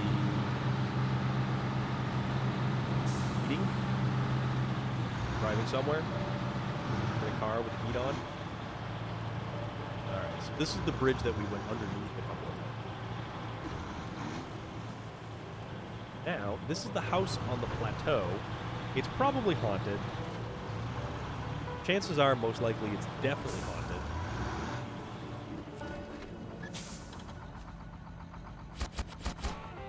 All right. Gone with the Wind. Thank you, my friend. Now I can build my farm here and start supplying local residents with food. The reward is well deserved. Where are you gonna...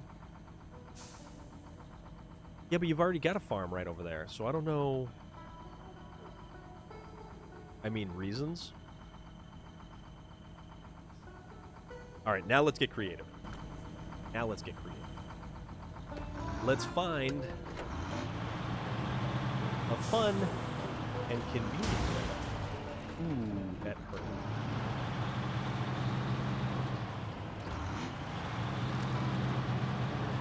See if we can't spin this thing around. Dad and I would be sipping brandy from a flask as they swam in the freezing water. I salute your bravery. Yes. Absolutely.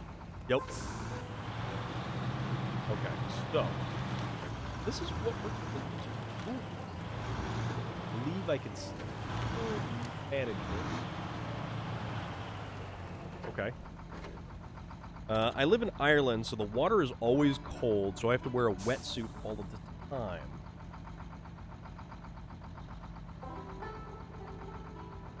Yeah, New England waters are definitely always cold as well.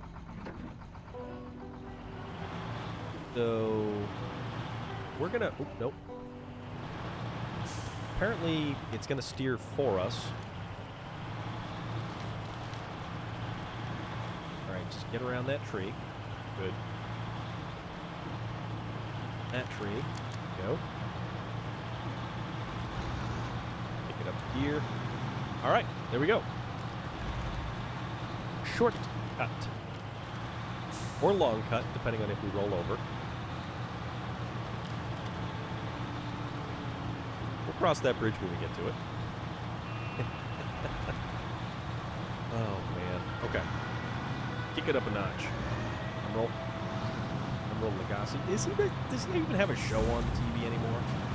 I don't know if I've seen Emerald Lagasse on TV. Kick it up a notch.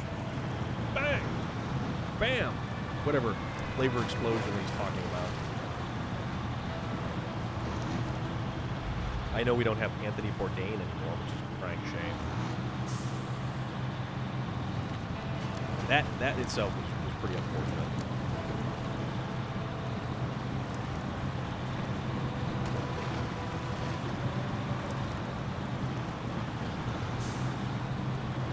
Ireland's gonna be not that New England isn't beautiful, but I guess everybody says that about somewhere else, you know? Like, if you don't live there, if you don't see it all day, every day, it's gonna be different and exotic to you. Yeah, sure, let me get there.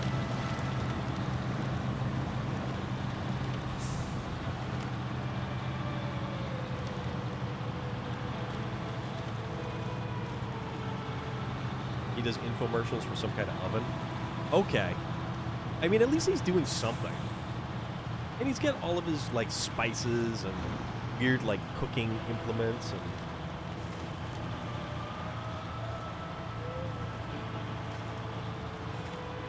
I don't know. I don't think anybody will ever top Julia Child. I remember her on Channel 2 PBS doing the cooking show.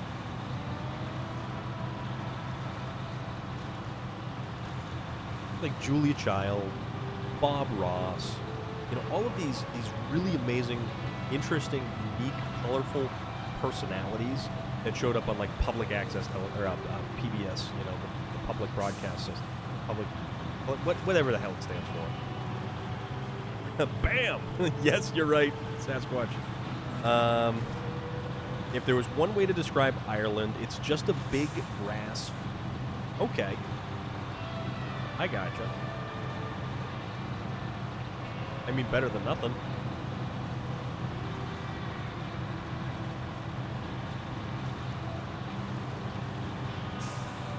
Do you have, like, a favorite landmark or like something cool that you enjoy seeing or checking out or something like that?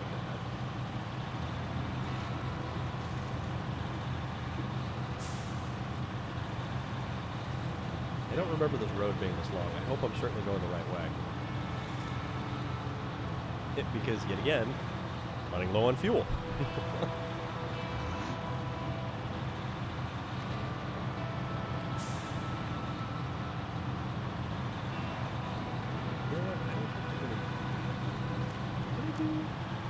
So there's that other one for strangest things, because they couldn't rip off Stranger Things. Strangest. A big grass field filled with some of the best people to sit and drink with.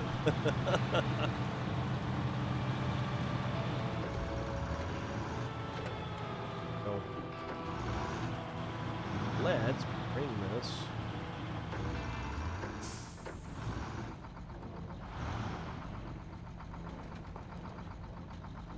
Nope. No, we made it. Okay. We cut the corner. We totally cut the corner. Let's sell this trailer because we want our deposit back. Thank you very much. Flatbed semi. Cover. Then go get. Oh, okay. No, we have 2 trucks. All right, so we got to get the Navistar back. Then let's get rid of the loading crane though. Spot on. That's awesome. That's awesome. Sell that. Store that. Go get this.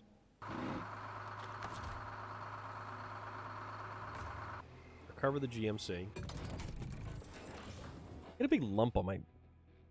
Got a big lump on my shoulder from where where I get the tetanus shot. It is a little on the sore side. I will admit that. It is kind of sore.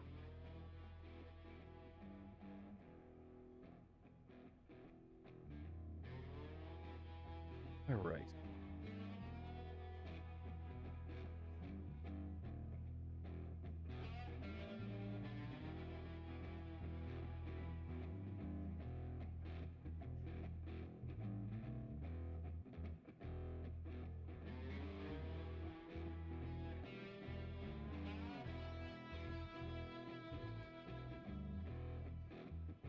Ireland does attract a lot of farmers due to all of its grassland. See, I didn't actually know that it was just that much grassland.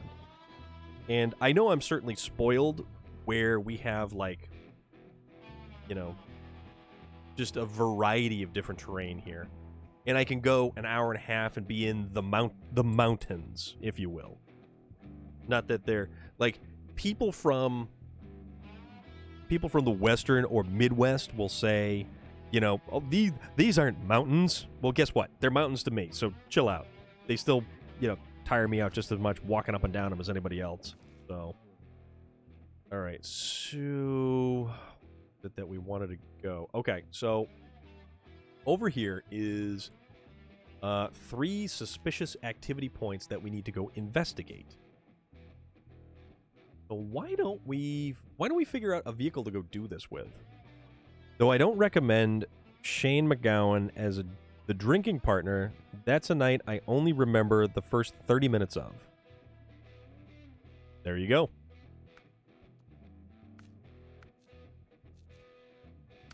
Strangest things. And a scout is recommended. Okay. Which scout do we want to use? Something that's not going to be total garbage. Truck storage. Scout vehicles. So we got the Lodestar. Let's put the pickup body back on the Lodestar because the loading crane was just a bad idea all around. So potentially we could use the Lodestar. No, we don't want to customize back. Okay, so the Lodestar, we do have the option of the F-750. We could do a Dawn. Dawn Marshall is Conloaf, no. Well, the Tatarin. We haven't used the Tatarin in a long, long time, actually. Or the Con Sentinel, which never saw any use. Yar.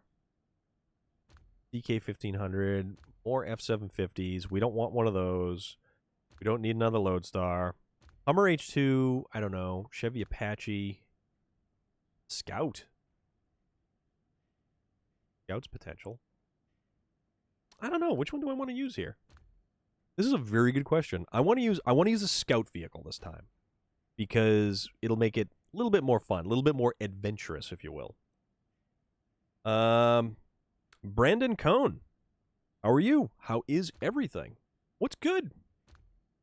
We're trying to figure out which Scout vehicle we're using because we're going to go drive around in the middle of the woods. F-750? Yeah, but the I want to say the F-750, but the F-750 is almost too good. If an Irishman says he's only having one drink, put five ones to the one, and then you'll find out how many he's really drinking. The Lodestar is also pretty good. I do like the Lodestar. The Lodestar is kind of cool, and it hasn't seen enough use. The F-750 is definitely my my go-to for Scout vehicle. The Paystar or the Lodestar?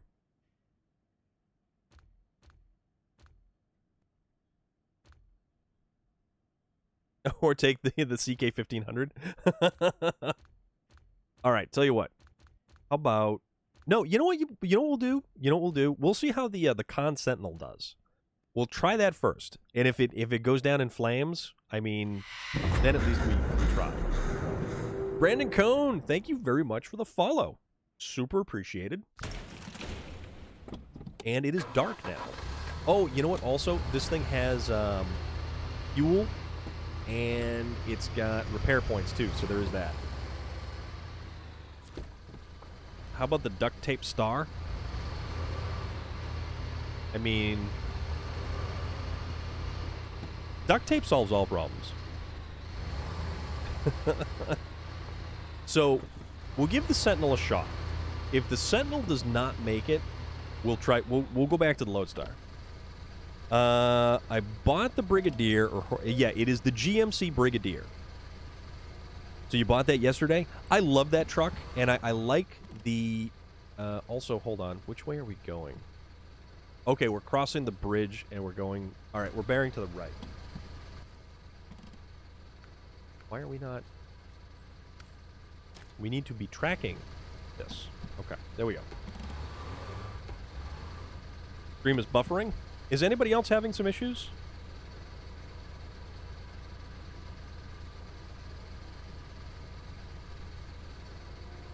Seems to be okay on my end.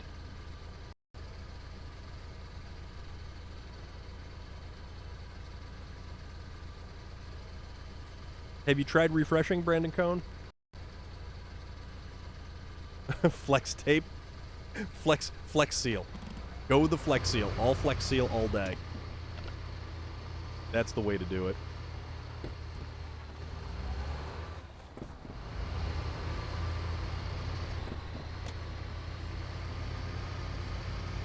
This thing doesn't even make any noise. It's so quiet. It's like whisper quiet.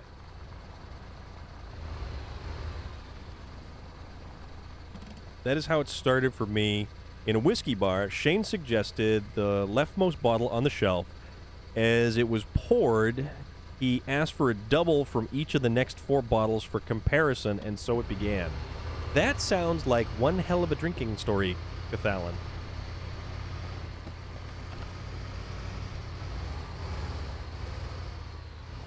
You're gonna give the highway. So here's a little interesting tidbit about the GMC Brigadier 8000. The Chevrolet version of the GMC Brigadier 8000 is called the Chevrolet Bruin. And the Boston Bruins, their logo is a bear. And I believe a Bruin is supposed to be a type of bear. So the GMC Brigadier, the paint on the thing, or the vinyl wrap, is a bear. So I don't know if one has to do with the other, but we're going with it. So that's my thoughts on the subject. But yeah, VT Outlaw. If you take some screenshots, throw them up in the Discord. Throw them up in the Discord for the SnowRunner section. We'll ooh, that's a tree. Ooh, that's definitely a tree. Slid right into that. Wish I remembered more from that night. But, you know, isn't that how all great nights begin? Not that I would have any frame of reference for that, mind you. All right.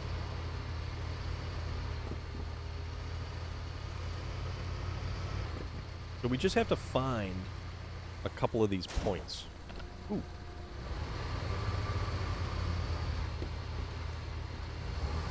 right. Let's go.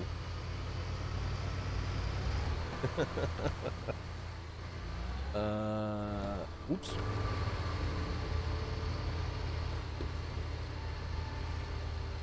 Yeah, this thing definitely reminds me of like a Toyota Helix, or Hilux, or however you pronounce it, from what other weird, wacky, wild part of the world you're from.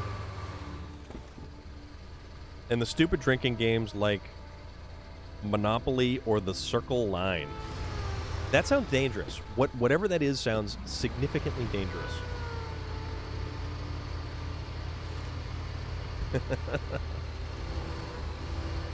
And yeah, if you guys aren't part of the Discord, the link for the Discord is down below, and if you hit !Discord, you can definitely join up, because we've got a lot of different topics that we cover. There's a lot of different topics that we cover. Zuvide is actually providing us with pictures of his trip from the Netherlands to Bavaria, I believe it was. So that's pretty cool. Uncle always said if the next morning isn't starting off with, "Who the hell are you?" it wasn't a good night drinking. Yeah, that's certainly an interesting little tidbit there, Sepphoris. Drink on every street on your local Monopoly. Yeah, you guys are just itching to be... yeah, that's a lot. That is a lot. Right. If we can back out of here, and then let's go down this way.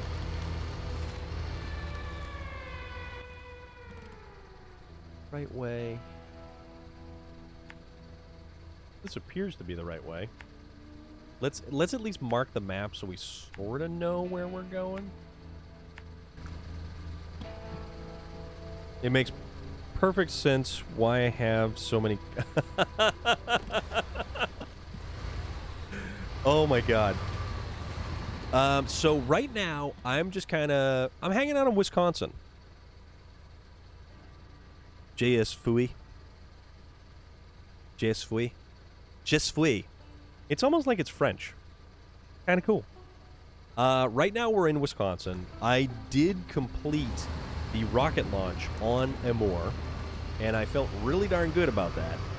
It was probably one of the neater things I've managed to do in this game because of the sheer amount of effort involved and the stuff that you actually have to do. So for now, this is kind of like taking it easy, because we do have DLC number 5 coming down the pipeline later on, hopefully by the end of the month. So if we have that, we're going to jump both feet into the new DLC. I don't do any public test server stuff. I don't do any spoilers or any kind of like looking up the maps or checking out where, you know, upgrade pieces are or anything like that. It's purely we go into the map completely blind and we have a blast. We explore, we repair bridges, clear rock slides, and then we just kind of go from there, you know?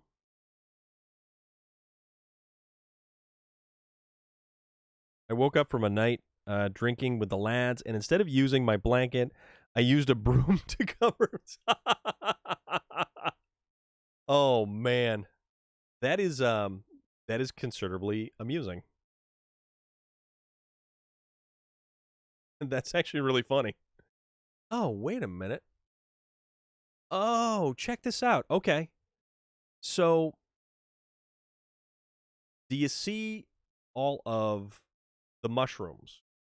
So, we're supposed to be checking for suspicious activity. Did I use the P-16 to pull the rocket? It depends. When I transported the rocket from Erska River to, um, not Chernokamsk, I get mocked to this day.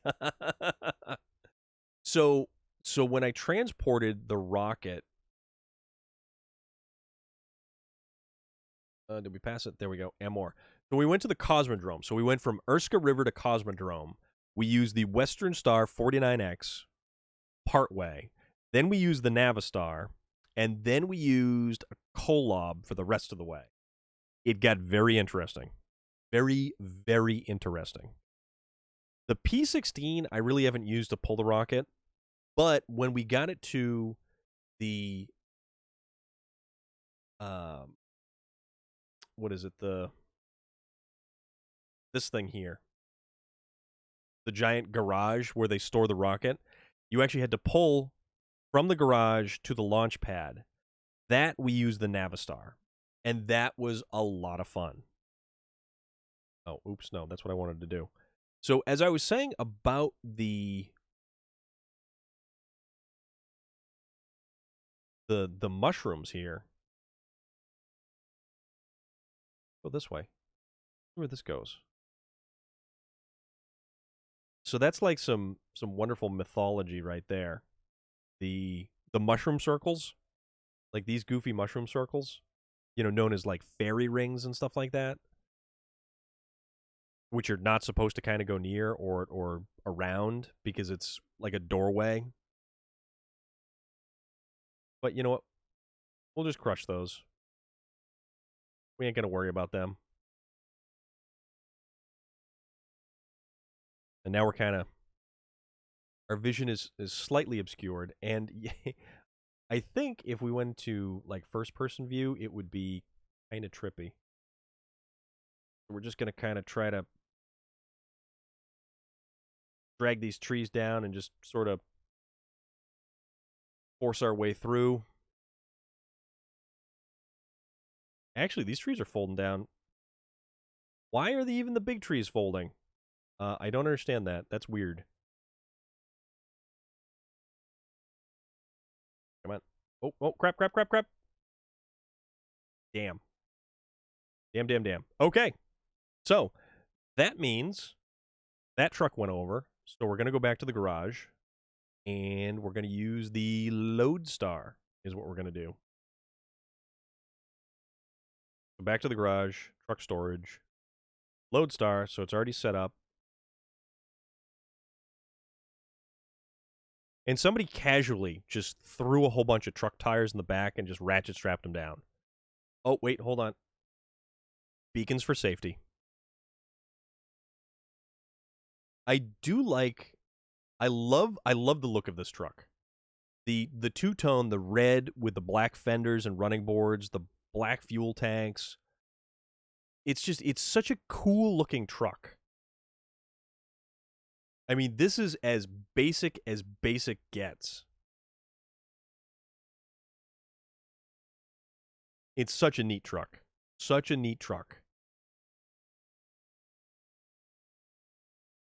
Yep, there's a jerry can in the bed. There's like one, oh, there's even a shovel and a fire extinguisher. Look at that. We're ready to go. We've got like all kinds of implements, and there is repair points back there too. I don't understand why we need 3 spare tires in the bed of the pickup truck. It's just kind of one of those weird little situations. This truck is also fairly quick. And if you don't really have like a loading crane on the back, it's a little bit more stable.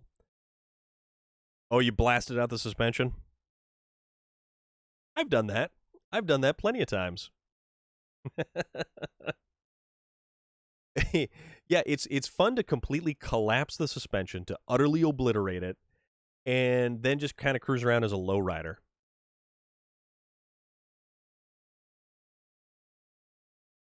You know, we've only got 4 gears, but we're just kind of hustling right here, too. Still drives, so going to send it. Oop. I think that's the same tree that we hit the last time. This, you know, this is one of the more capable early scouts because it's a little bit of a crossover between the medium, like off-road style trucks and the scout vehicles. And I think this one is a little bit more capable than, say, the International Scout or the Chevy CK 1500 or even the Hummer H2. And honestly, I think the styling on the Lodestar is, wow, we took a real shot there. The styling on this truck is just timeless. I love the styling on this truck. These trucks were used as town trucks, forestry trucks, all kinds of stuff.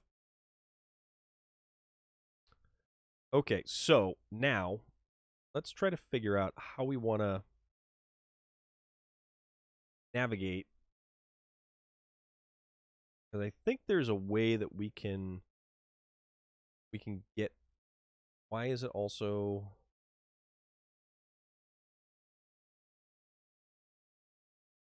Oh, we got to go all the way over there. Okay.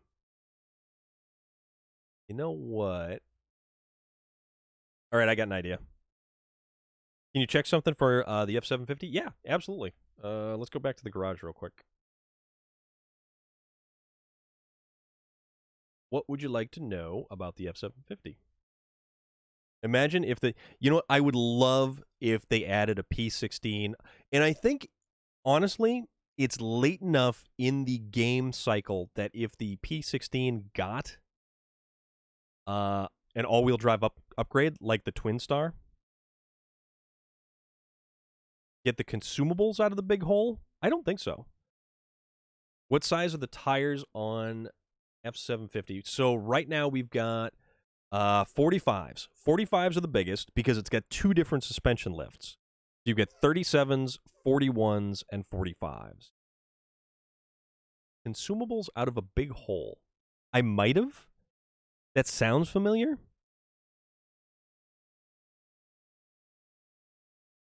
I also like the exhaust stacks on this thing. The exhaust stacks are so cool. All right, any other information that you might need?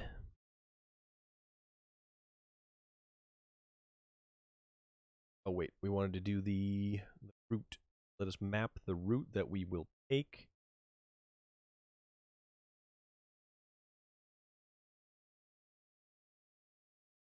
Go here. Here. And then we'll go right in here. That's what we'll do. Someone added a tweaked version that makes this truck so much better, and you're running 49s. Okay. Those have to be huge. Also, the nice thing about the Lodestar 1500, all-wheel drive always on, differential lock always on, 46s. Just with all the power of the P16, yeah, you know what? Like, even if you're in really heavy mud, which the P16 will excel at traction-wise, you can't steer because the front tires will typically just plow. The F750, yeah.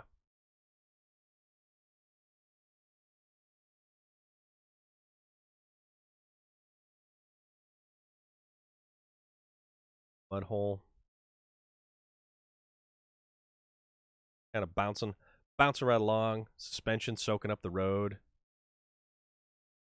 You know, there's probably only country radio stations on in this neck of the woods, and potentially like Bible Belt sort of stuff, I would imagine.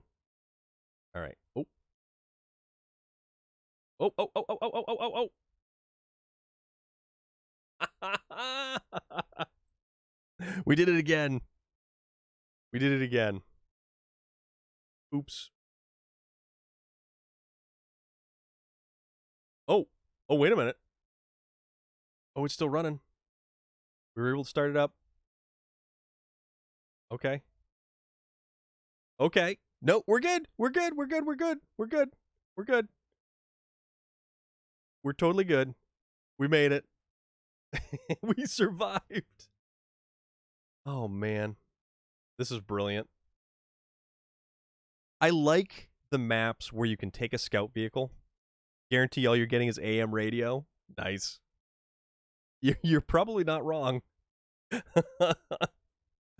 I like maps that have routes and stuff where you can use scout vehicles and they're viable instead of a lot of maps make it so that scout vehicles get stuck, they get bottomed out, just you can't go anywhere.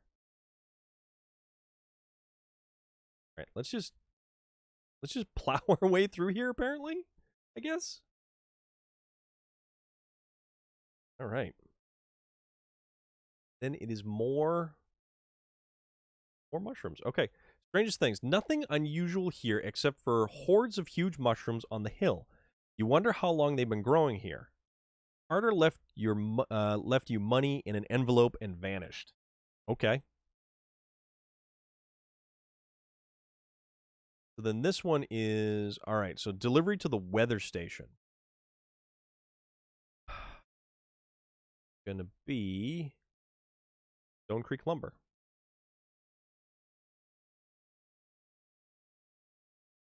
So the weather station in Black Badger Lake. Okay.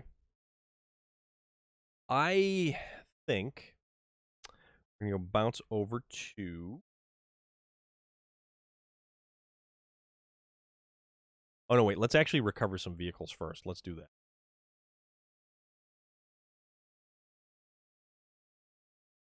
Cover these guys. Con Sentinel. Though he's on his side. Cover him. I like these maps that have this kind of stuff to do. I did not play the original Mud Runner actually. We have spoken about the original Mud Runner. We've spoken about Spin Tires, and this was the first game that I actually got into. And I saw an advertisement for it like a month or a month and a half before.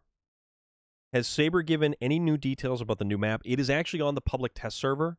So if you have a PC, you can actually go and play the new map on the public test server.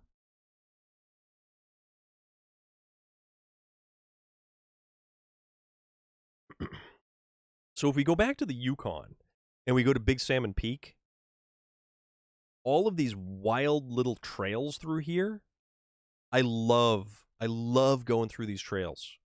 It is so much fun. We apparently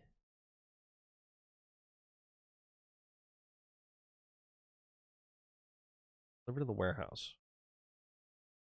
You know what? Apparently we've got some stuff to do over at Big Salmon Peak here. So why don't we go visit? Why don't we go visit Big Salmon Peak? Because this is a really cool place to be. Personally, I enjoy it. Some beach. A little bit.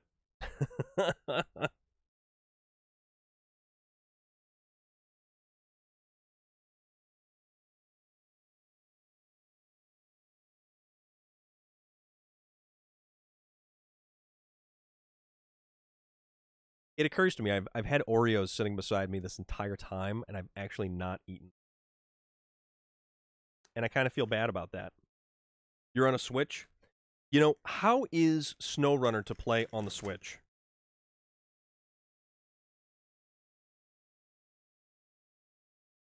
I think it's fantastic that it's available for the Switch.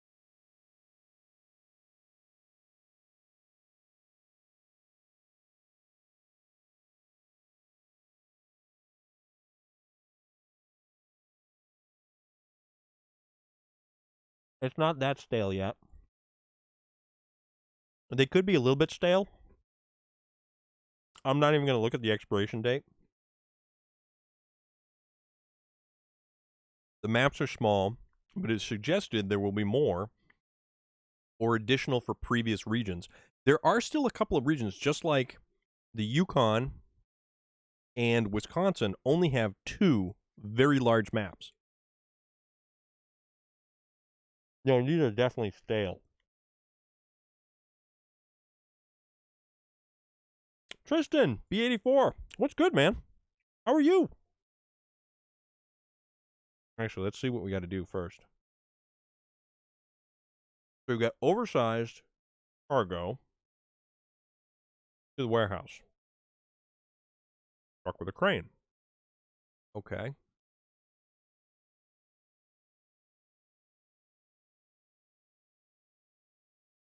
Let's see. So oversized cargo is 4-slot cargo. Lower graphic quality, but smooth frames, slight control delay, but all the versions have a slight delay on the controller. Yeah. I'm doing pretty good today. Doing pretty good today so far. We are kind of just bouncing around. We're doing a little bit of cleanup because we've kind of completed all of the giant overarching goals. Also, I think I got a little Oreo on my microphone, so ignore that. Stale Oreos, milk can fix that. You're probably not wrong. You're probably not wrong at all. So, oversized cargo, truck with a crane. What do we want to use?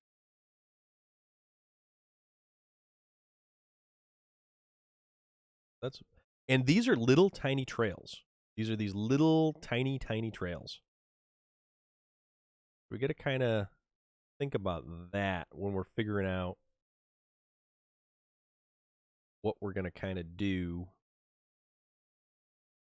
The truck with a crane, and we need a 4-slot trailer actually, or we need a twin steer.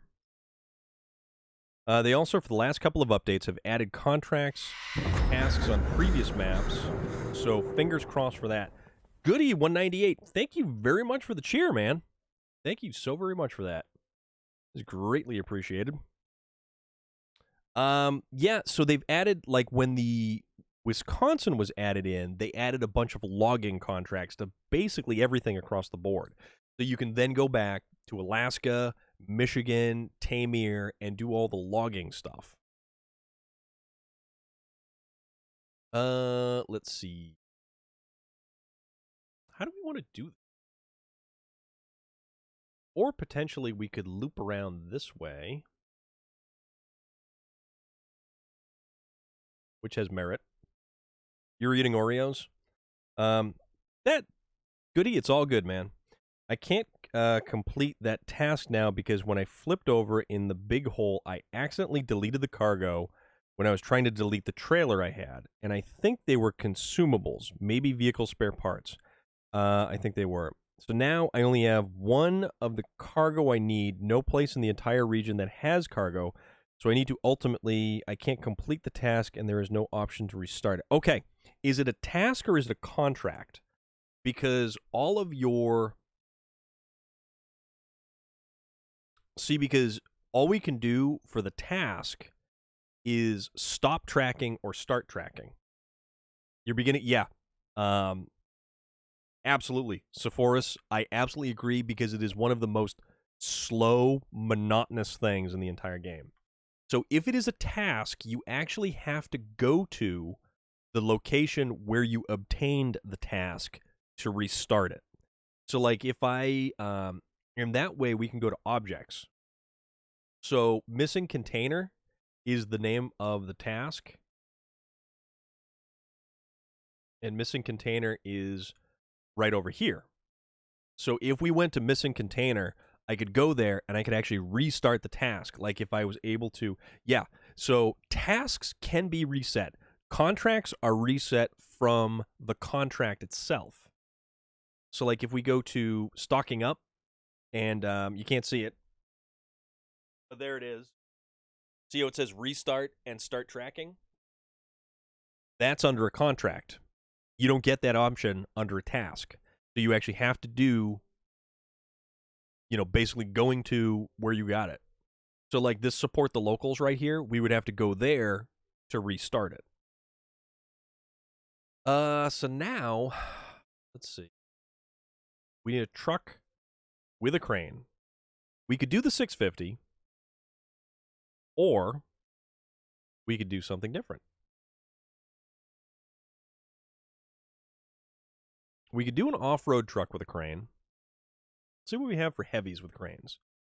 Cirque Lunicus! Sorry to be in and out, but early night, early morning. Wanted to show some love and support my wonderful friend.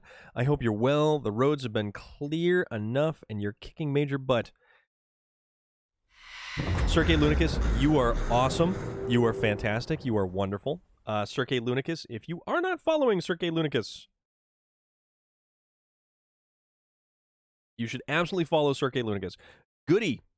Thank you so very much for hanging out. Thank you for stopping by. Thank you for the cheer. You're awesome that way. And Vlad coming in, hosting. Dead by Daylight, my friend. Does SnowRunner keep going, or is there... So, Tristan, you can actually complete the entire game. You can finish all of the tasks, all of the contracts. You can finish everything. You have been lurking. Vlad has been lurking.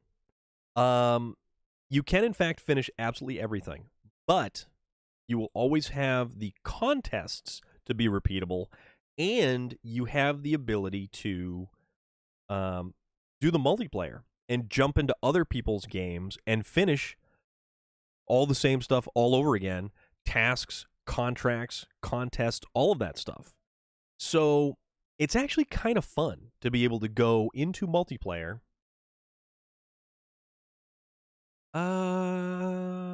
Paystar? No. I'm trying to figure out a good truck that we can use to throw a crane on. So Vlad, how have you been this evening? And if anybody wants to go check out Vlad, he does stuff like play games too. He was playing Halo the Master Chief Collection and doing stuff. Okay, you know what? No, we're going to do this. Crap. We didn't want to do that.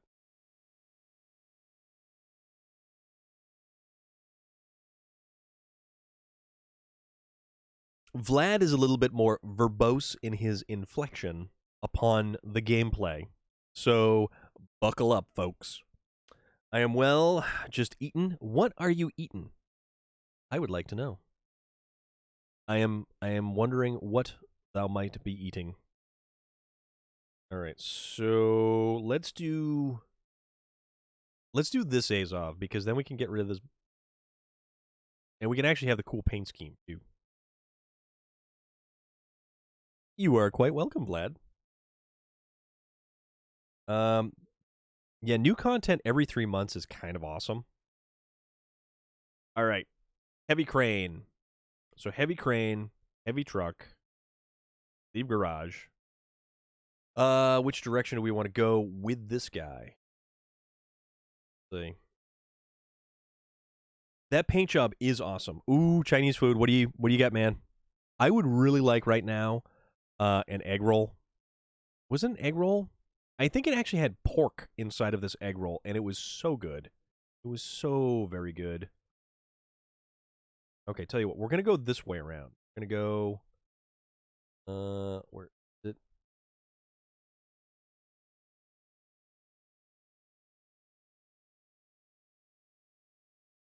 Yeah, you think?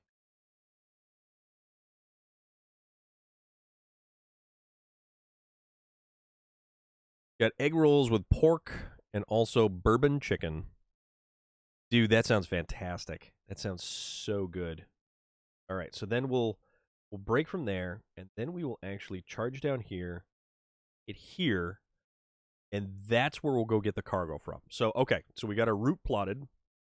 We've got the snow gently falling as we are in, where are we? We're in the Yukon. We're in Big Salmon Peak in the Yukon.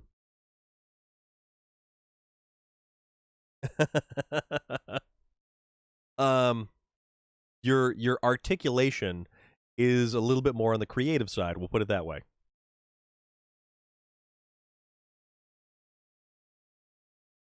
So what I'm saying is where I'm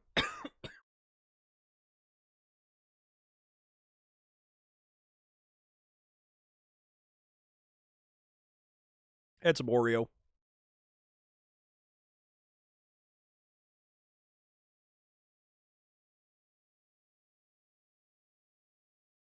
Ooh, sorry about that. Yeah, I know, right? Yes, exactly. So where I am slightly more on the PG end of things, Vlad is not. Vlad is the Vlad is the opposite of PG. All right, headlights on. Do we have beacons? We don't have beacons. Let's not worry about beacons. So let's get this bad Larry rolling.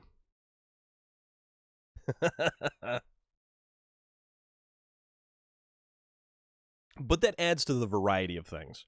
We have so many different people who do so many different things and have so many different interests. There is bound to be just somebody cool who's streaming that you want to see that we know. They're too quiet, so you got to make it fun. Vlad does some voices. So you're in for a wild ride. Ladies and gentlemen, cruising at an altitude of 30,000 feet, coming in like a comet from the sky, Vlad.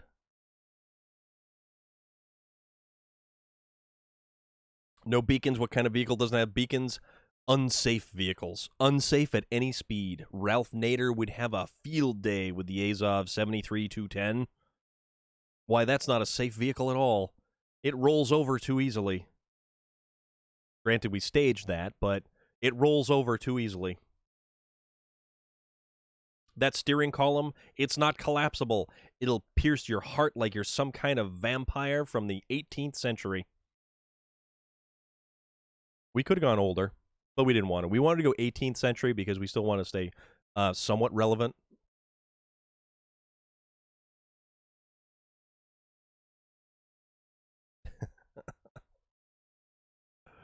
Oh, man.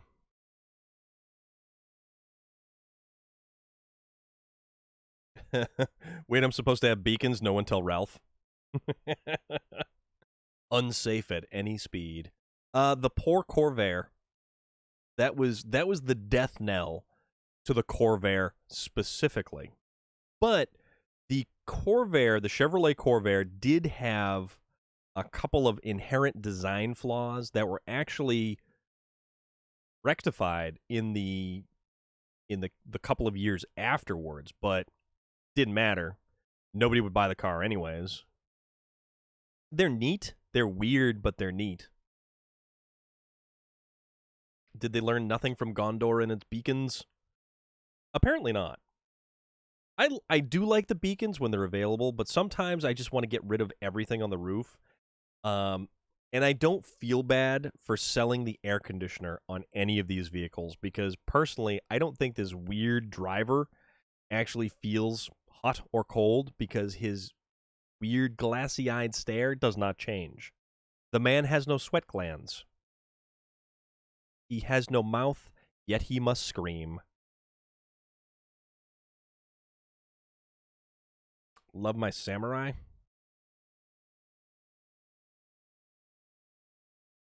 Gondor! We must ride! Settle down there, champ. Settle down. Go brush your horse a couple more times.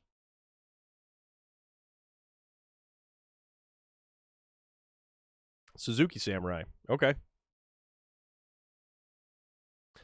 He's hopped up on the trucker's all-night meds. Oh, yeah. He took about a fistful of no-dos, and he's going hard and heavy. It's like he's almost driving a Walmart truck on the New Jersey Turnpike. Womp, womp, womp, womp, womp. We won't get into that one because that one gets dark. Like, bad. Oh, wait, nope. Adjust the suspension mode. Suspension up. Suzuki Consumer Reports rigged. Oh, yeah. Well, also, the Suzuki Samurai definitely did flip. The short wheelbase on that thing was hilarious. The best thing, though, okay, what country does the moose test? Is it Canada that does the moose test, or is it Sweden? Or like the Netherlands? I forget which country does the moose test. Gondor calls for aid, and we shall send the Azov with the big crane. Cathalan, you are 100% correct. We will send the Azov with the big crane and the giant serpent, snake, dragony looking paint job. We couldn't find the 70s conversion van to send over there with the wizard painted on the side, holding a big old, doobie. some reefer. Man, what? That is a lost art right there. Airbrushing the side of a van to put like all kinds of weird stuff on the side of it with the giant storm behind the wheel. Well, Sweden does. Yes, okay. If a Oh my God, Cathalan. That is comedy right there. You rang. I heard that in the Lurch voice, Relic. I heard that in the Lurch voice. Oh, man. You guys make this the best. Also, where am I going? I don't know. I went the wrong direction. That's where I went. Wow, that worked out well, didn't it?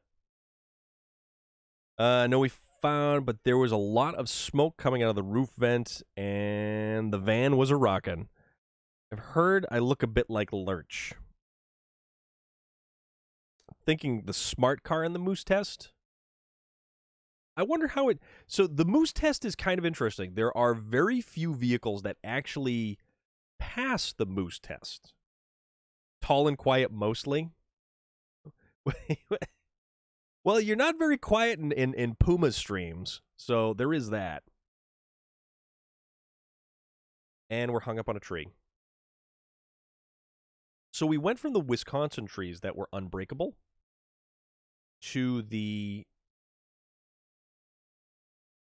Yukon trees, which apparently bend yet do not break. Be like a reed in the wind. Most of them must be in this game. Smart car versus moose, you're not walking away. So has anybody ever seen the video of the smart car with the Hayabusa motor in it?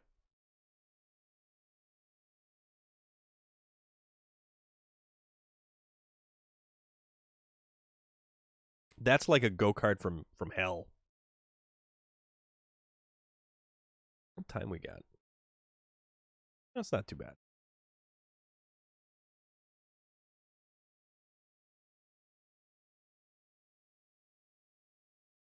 All right. You want one? I'm pretty sure that you would want one. News reports, smart car hit a squirrel today. The squirrel is pissed, just had a slight limp. Yes, it was. Or the smart car that's made to look like the Little Tykes plastic toddler car. That is funny. Also, this is a bad idea. Such a bad idea. Yep, that's a bad idea right there.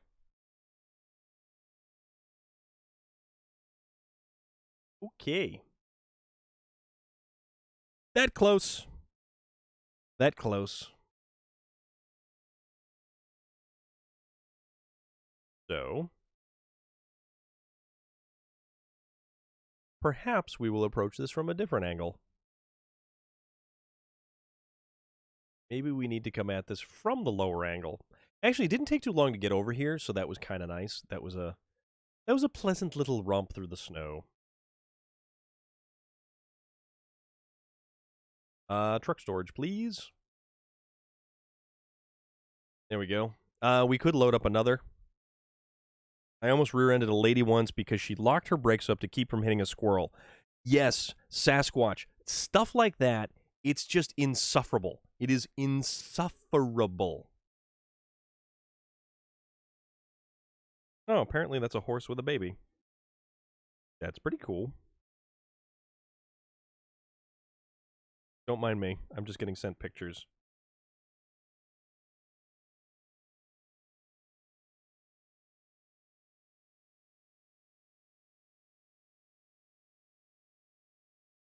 Okay. Yeah, I don't like when people decide that they need to save the life of a squirrel and risk the lives of like plenty of other motorists on the road. It's just one of those things where it's like, why? Why are we doing this? Why is this happening right now? How many points if you hit it with the front wheel or the back wheel? I mean, that's something. Okay. You know what? Now let's do an off-road. We'll do an off-road. I was a chauffeur for 20 years and decapitated my fair share of rabbits on the road. Yeah, exactly. Why brake and cause an accident? I mean, I understand that, like, yeah, okay, if you can avoid it, that sort of thing. But if you can't, without potentially putting in, someone else's life in danger. Oh, you know what? Let's say to hell with it. Let's see what the Tega's got. Let's roll with the Tega. Tega with a crane. See what it does. In Forza Horizon 3 and 4, you can put Hayabusa motor in a 69 Mini. Minis are also the legitimate, the original Minis. Oh, we don't have a turning radius at all. The original Minis, they are so weird. They're so weird. They're cool. And Mr. Bean drives them, so they're even cooler. Rowan Atkinson is like a legitimate car guy. I do brake for Badgers. They will trash your front end. They're huge. Badgers are big. Also, around here we get the things with the beavers.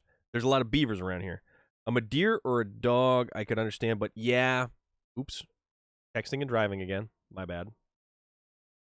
Yeah, a deer or a dog, that's one thing. A cat, even, maybe. Legendary rally car, yeah.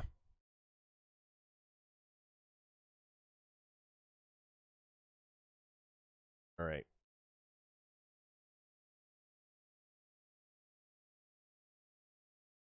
And yeah, this thing does not have the turning radius of the Azov 73-210 because we don't have the rear steer, which it's funny how much of a difference that actually makes. Fuzzy Rats I don't brake for ever.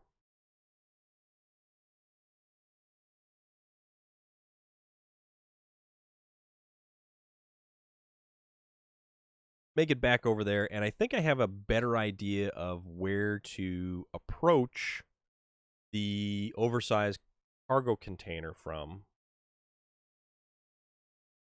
I mean, at least a minor idea. A squirrel is a rat with a boa. Interesting observation. The floating drill contract, the one where you go pick it up from the Smithville Dam and bring it back to the drilling site in Black River? Or which one? I love that one. I love doing that one.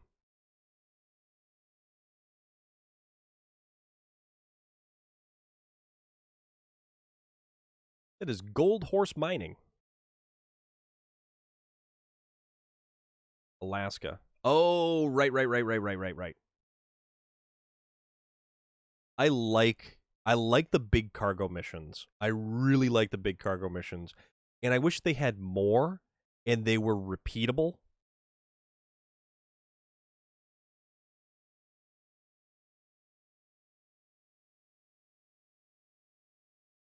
I like Alaska too. Alaska is a great map.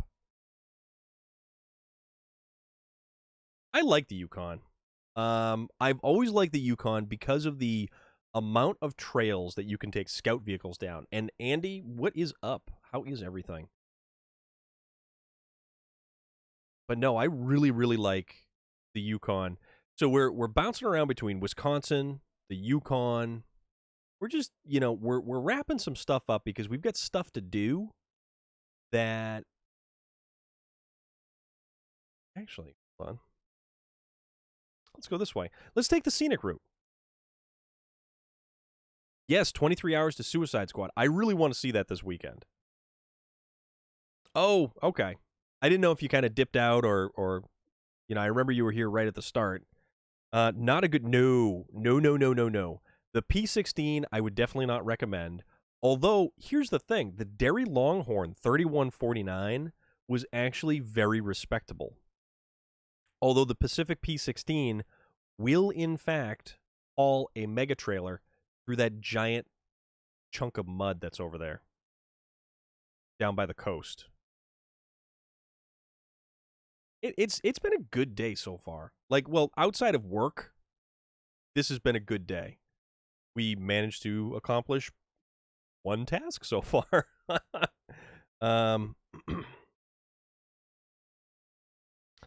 This is not going to end well, but I have no other choice but to send my truck and trailer over the cliff and hope the hell the load doesn't fall off. I mean, it has potential. There is potential. Which dairy is that? The older looking one or the older one? The 3149 is the one that does not have the rear steer, and it's got the lift axle.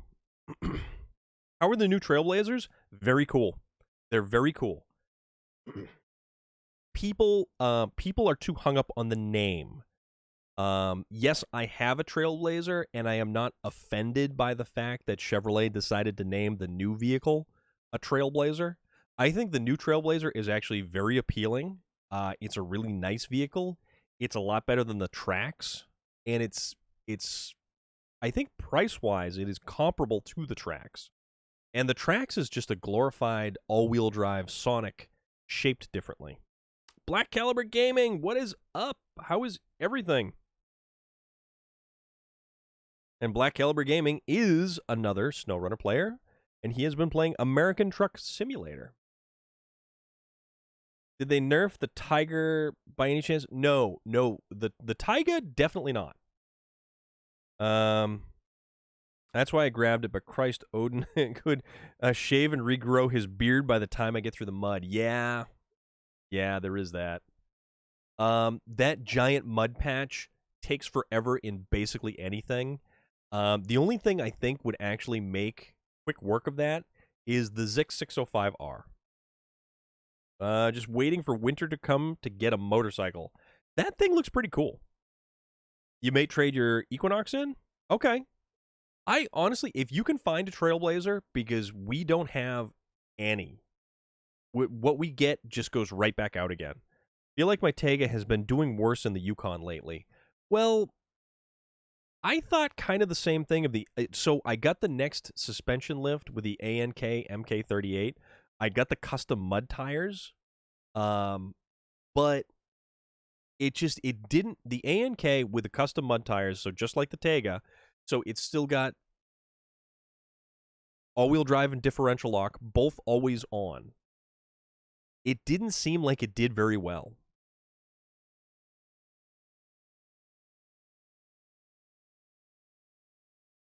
But no, I like the new Trailblazer, just like I like the new Blazer. And everybody is so up in arms that GM didn't build a body-on-frame, utilitarian, capable off-roader. The vocal minority is the one that wants those kind of vehicles. And it's too bad. Too bad. All right, so what did we want to... Okay. Where are we going? All right, so let's go to the left, and then we'll yeah, okay. So so we'll go around and that, and we'll make things happen. The 2021 Tahoe is really nice. I love the Z71 Tahoe.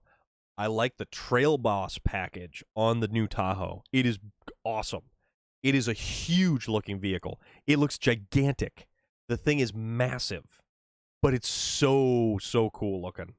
And you yet again still get people, there's too much technology in it. I don't like needing a computer to fix my vehicle. And it's like, I'm sorry, we're not living in the 70s anymore. It's just too bad. Did you see that? There was Bigfoot in the woods. Yeah, he pops up every now and again. Saving up so I can put a bigger down payment on one, so that's why I'm waiting for the winter and I could possibly get deals. Yeah, the new Tahoe is gigantic. And the size of new vehicles is actually just getting substantially larger. You legitimately need a set of tube steps or running boards. What the hell is everyone's problem with a V6 Mustang? I thought Mustang always had a V6. No, no, no, no. The Mustang was meant to be a pony car. The Mustang was meant to be, fairly lightweight, a decent sized motor. Traditionally, it was the 5-liter, or originally when Ford did it, it was the 289 V8. And then you had the 5-liter, which was popular in the Fox body Mustangs. Then you've got the Coyote motor, which is the big dual overhead cam, which is the current generation. Yeah, we did have the Fisherman earlier. Yep, true. Oh yeah. So here's the thing about the Hummer H2. It's like a Tahoe, like a 3/4 ton Tahoe, like a 2500 Tahoe. They did make a 2500 Suburban, but nobody, you can't really get those things. It's not really something that's available. And I'm stuck on something, and I don't know what.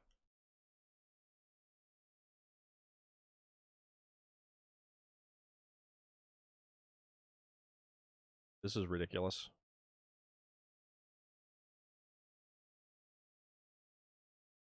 This best not be where we end it. Come on.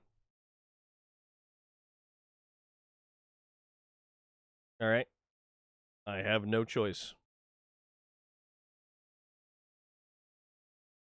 There we go. There we are. Now let's get out of that ditch.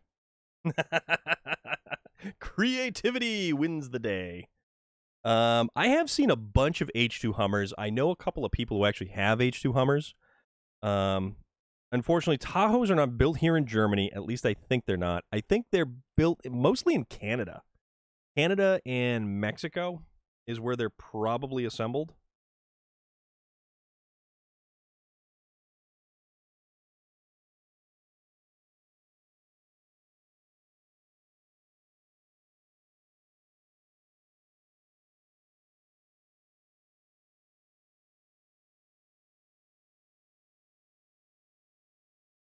But the H2 Hummer,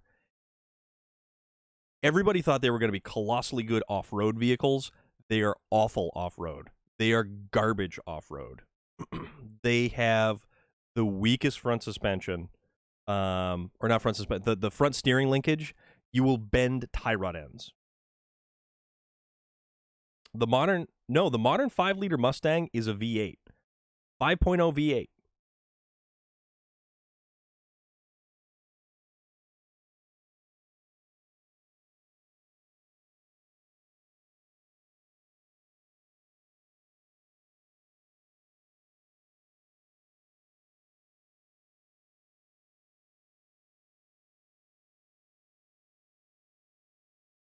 And the I think the V6 is like a 4-liter. My uncle, who's an idiot, and I don't talk to him anymore, mostly because he's kind of an idiot, and he's kind of an arrogant, pompous jerk. Had this thing about his 6-cylinder Mustang, and he thought it was good evening to go Mustang hunting. So my uncle thought that his V6 Mustang was the best thing since sliced bread. He did headers and exhaust systems and just all of this stuff. And it was like, why? Why not just go buy a V8 and call it a day? And then he had this genius idea that he was going to swap a drivetrain from a V8. Well, he didn't do it. somebody else did it. So he paid to have somebody else do it.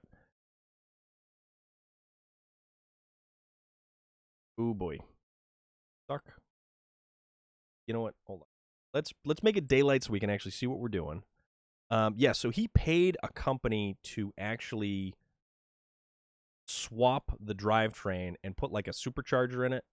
So yeah, it was faster, but he still had a V6 Mustang that had V6 suspension, it had V6 brakes, it had V6 everything. And it was like, what are you doing, guy? You could have easily just bought a V8 Mustang and put a supercharger in it and been way ahead of the game. And no, he had to prove a point and think that he was some kind of like superhero tough guy because he swapped or paid someone to swap the drivetrain in his V6 Mustang. Like a chucklehead. Like straight up legitimate chucklehead. I don't really talk to him anymore because he's an idiot. So, but that's just my personal opinion.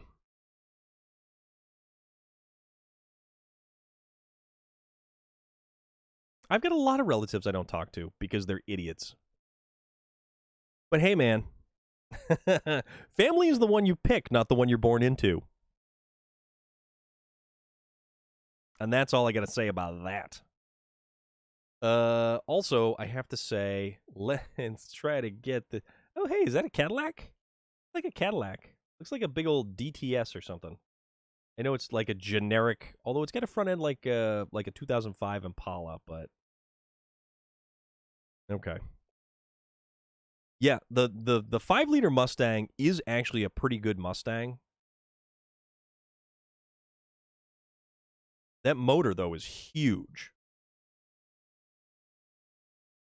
Past the mud bog, how do you clear the guardrail? You just kind of wing it. It's slightly, yeah. It's difficult, but you should be able to pull it off.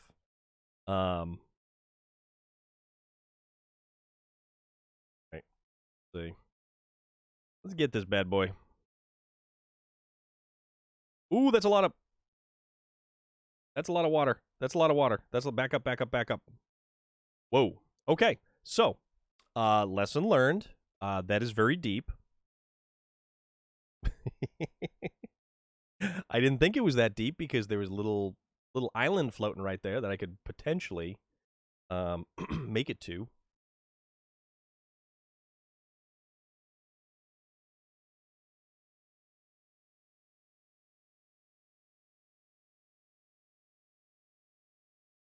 So,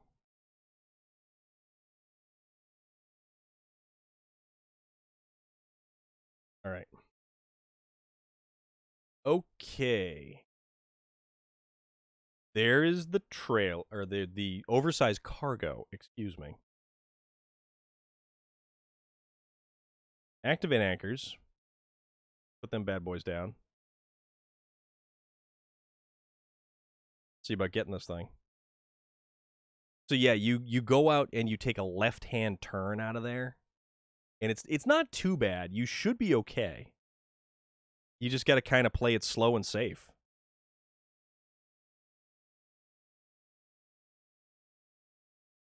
Because all you have to do is get it to the port. And I think I did do that one with the Dairy Longhorn 3194. All right, so how do we want to do this? I think I don't know if I can. Huh. Because I don't know if I can backtrack. Can I? Well, let's see if I can backtrack. I don't know if it's going to... Well, it's probably not going to work.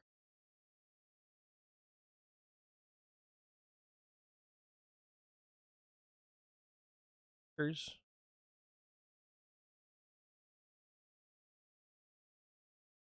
No, the anchors are supposed to come in. Although potentially this isn't a bad thing. Although now it might be a bad thing.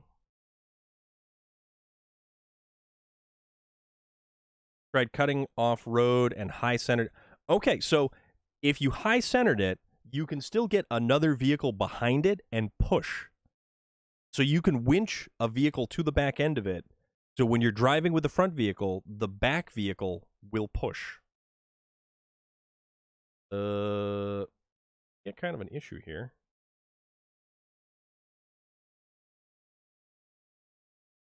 Sort of on a rock. And we sort of have an anchor issue.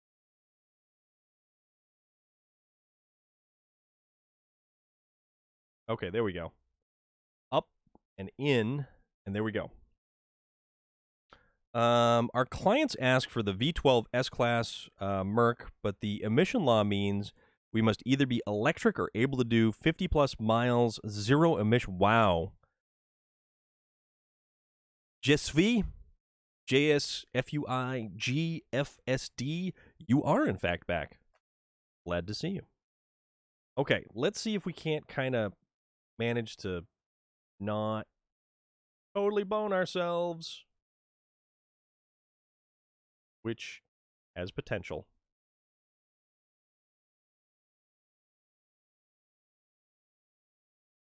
All right.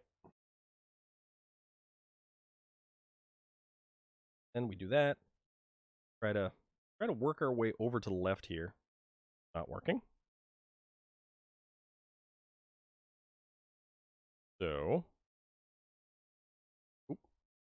this is potentially dangerous. Man, that's a V12 in that. Oof.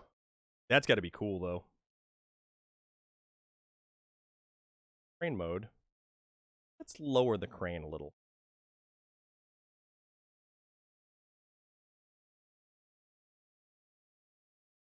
Trying to think of what's going to be easier.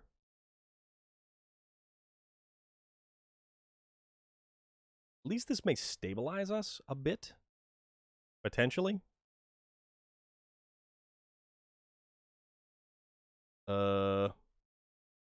I have an idea.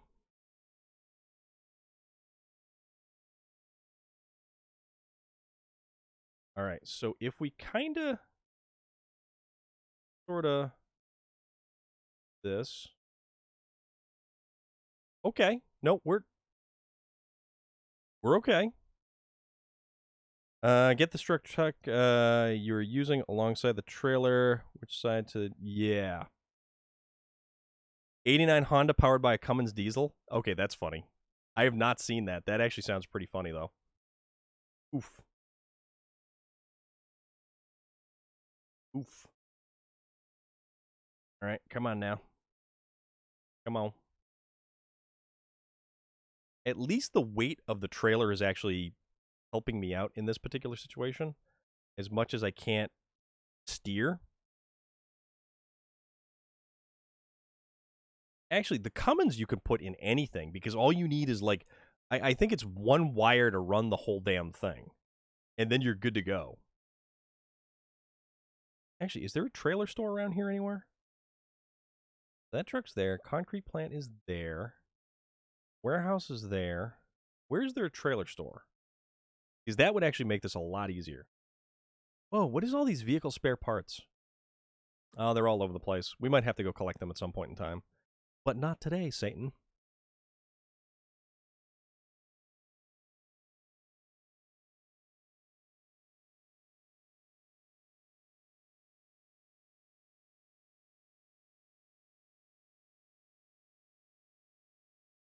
All right. We don't want that tree. That tree didn't look good right there. We didn't want that fence either. We are the fence commission. And yeah, we're just going to drag this trailer, or the, oversized cargo, as it is colloquially known. Don't mind us just passing through your rail yard, your factory, your warehouse. You didn't see anything. Didn't see anything at all. Hey, is that a guard shack with a stop sign where we got to check in and out? Yeah. Ain't bothered. Ain't bothered. So.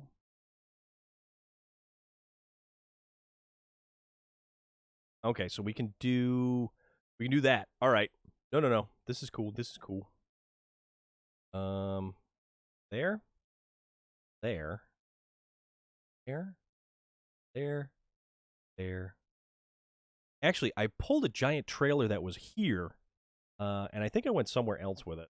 I don't remember where. Also, I have no idea if I'm going to be able to turn this in or if I'm actually going to need a trailer over here. So that's going to be something else as well. Let's just get it there. We'll cross the other bridge when we get to it. It's inconsequential at the moment.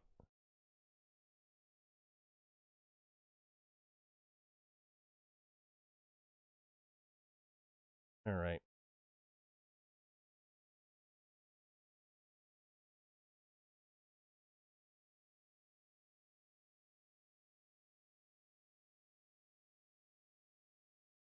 Today's only Wednesday, isn't it? That's unfortunate.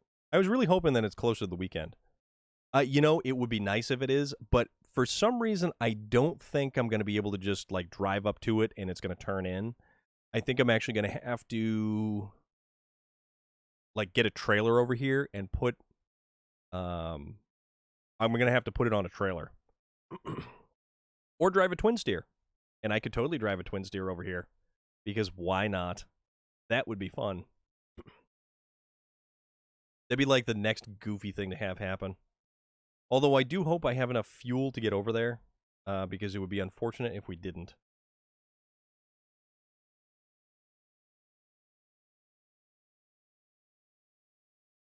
Also, I was poking around my games library, and I was really thinking of something just to kind of interim fill in until DLC 5 comes out.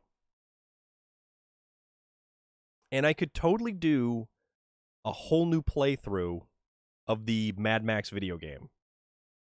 And I didn't know what the interest was on something like that. I had fun with that game. That was a lot of fun, that game.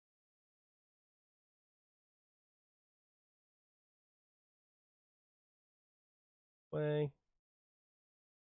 If I can steer at all. Doesn't like to steer with the weight lifting the front end like it does. Or just, just wheelie. Just wheelie.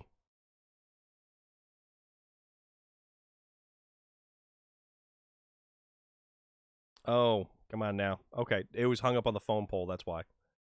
All right.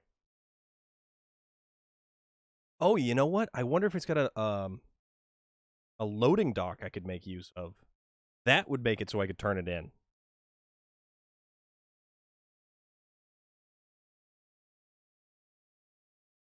And we bear left? Okay.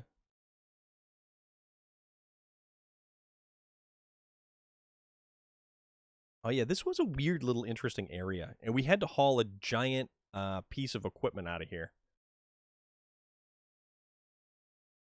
Oh, we do. We can. Okay, this is awesome. Where is it? Hold on. Where we eventually put it?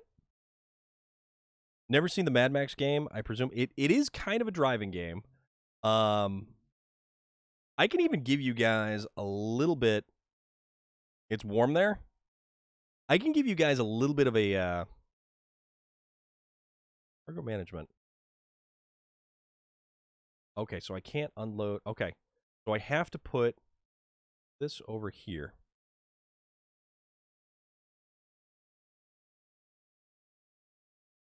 What, Canadian flag?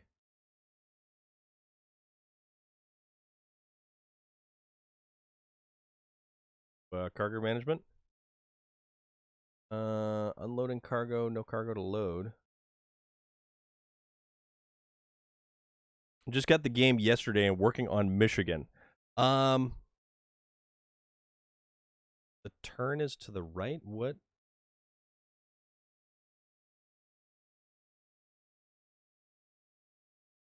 So you're going to be able to pick up which version of the game did you get? Did you get the season 1 pass with it, or is it just the base game? Because that'll actually determine what trucks you start with, what vehicles you have access to, and if you've managed to complete the tutorial, That's basically, just the base game. Okay. So Michigan is fun. Enjoy the game. Don't rush it. Just take your time with it. That's the best thing to do.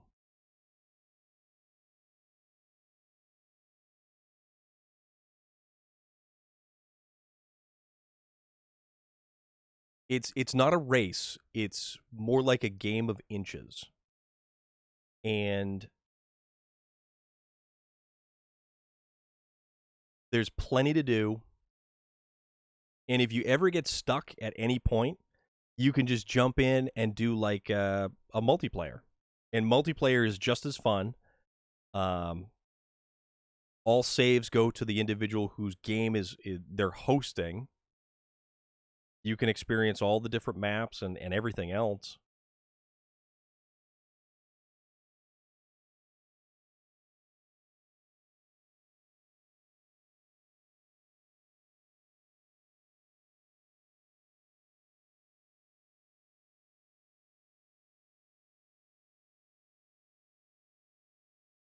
All right, try that. Management. Oversized cargo? No. So I need to be able to get out here with another trailer or truck.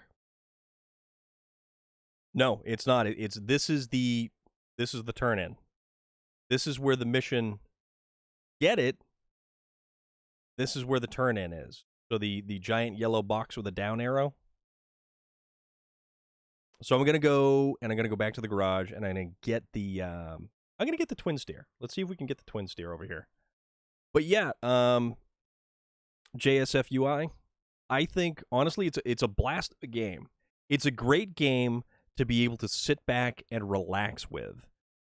Just play the game. Just have fun with the game. Don't rush. Don't think you have to complete all the objectives. Don't unless you're like a completionist. Just roll with it. Just have a fun time with it. Some of the tasks are a little bit more difficult than the others. As you level up, you get better tires, better engines for certain trucks if they're not unlocked through upgrades. Awesome. That right there is key in and of itself. Just have a blast with it. I went through basically by starting the game. I would drive around. I would unlock the map. You're still trying to get the Dan? It's not too bad. You're a completionist and this game gives you migraines. I got the platinum trophy for this thing. I platinumed this, which meant I did 100%.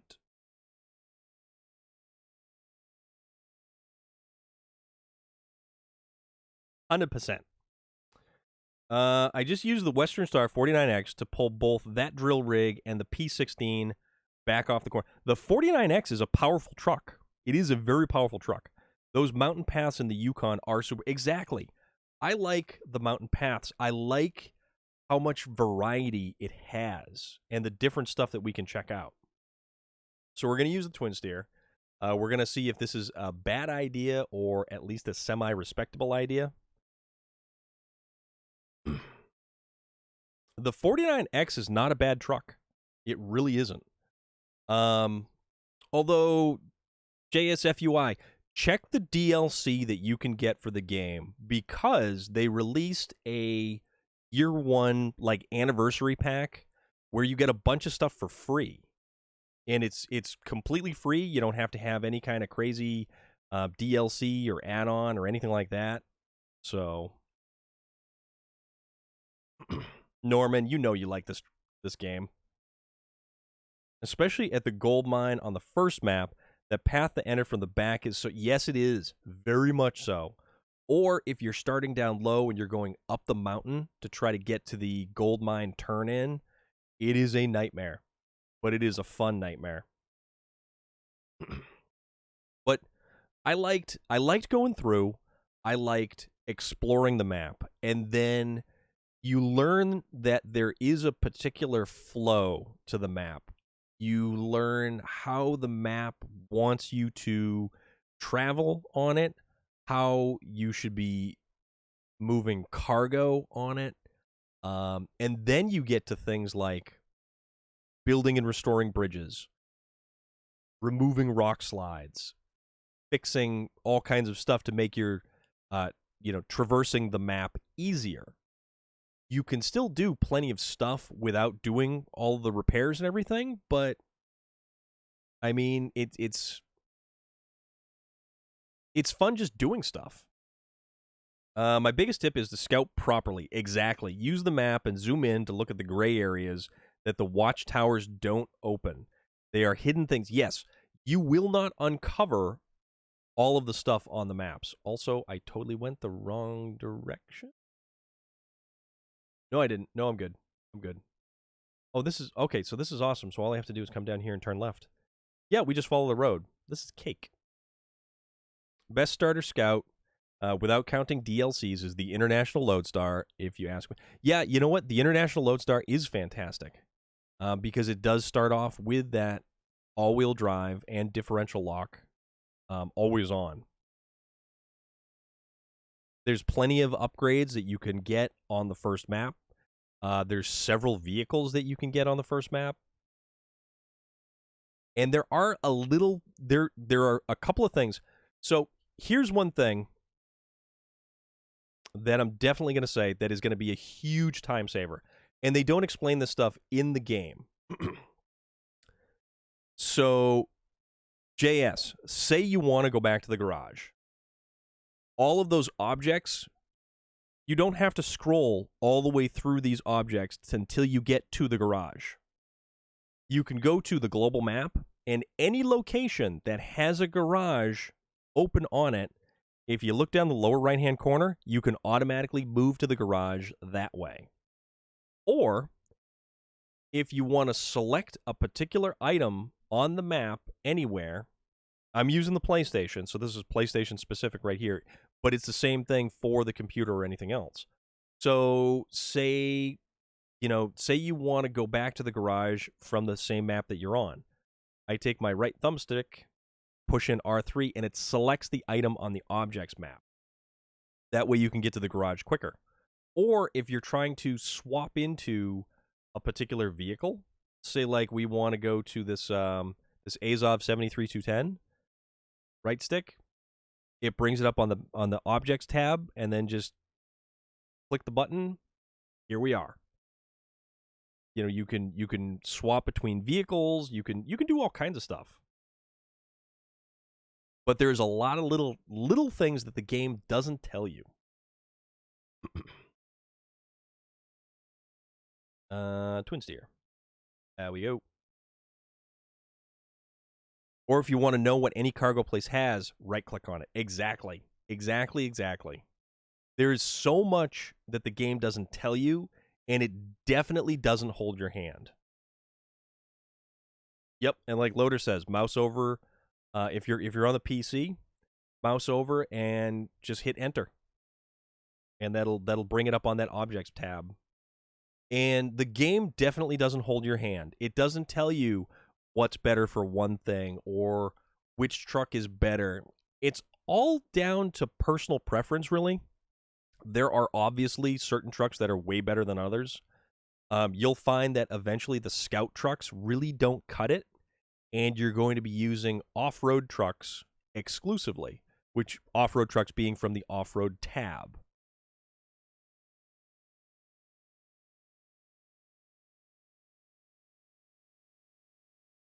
And recovering, me personally, I feel like recovering is not a crime.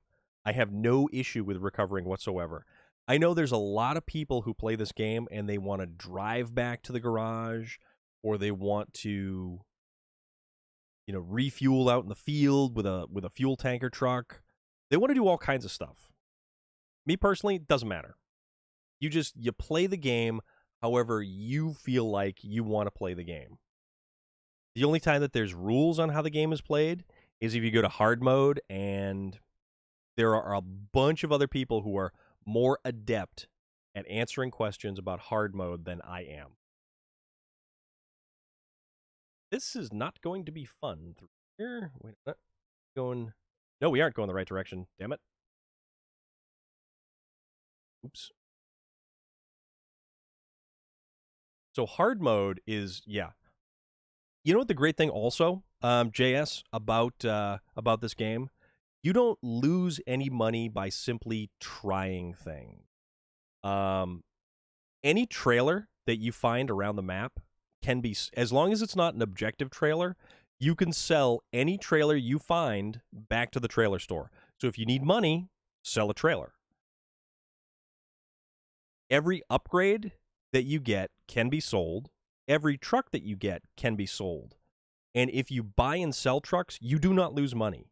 You can buy a truck for 100,000 and then turn around and sell it for 100,000 if you feel like you don't like it. You're one tough man for driving that twin steer on Yukon.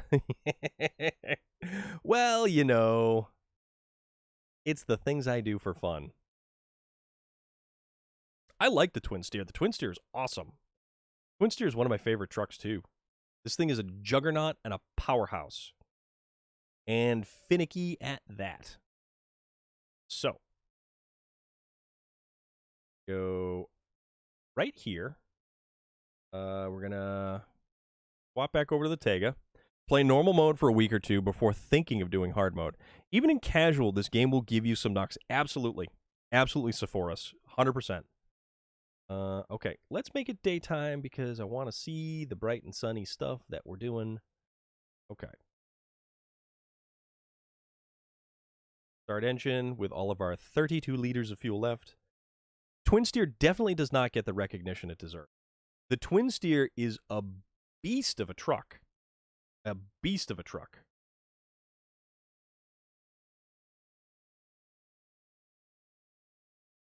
Also, I think I can do this.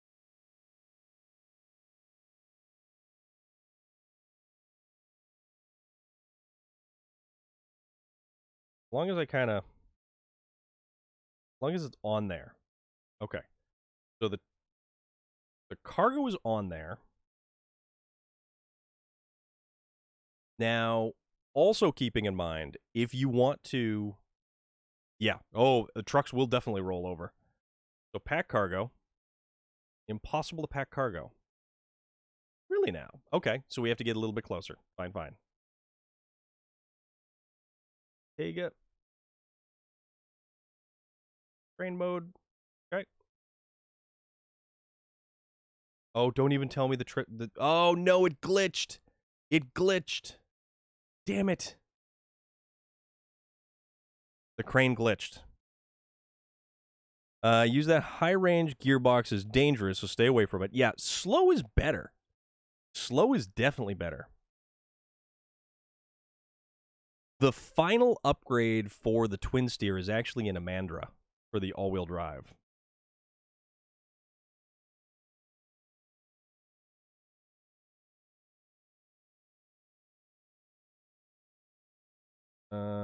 Okay, nope, there it goes. There it goes. Whew. I almost thought that we were done for there because we had that glitch. Lucky Me has the garage. Yes, yes, yes, yes, indeed. I think it was Fubar who was asking about another cliff to be able to throw stuff off of. All right, do that. And I suggested the high cliffs in Amandra, but he didn't have the garage unlocked. All right, now let's try to pack the cargo.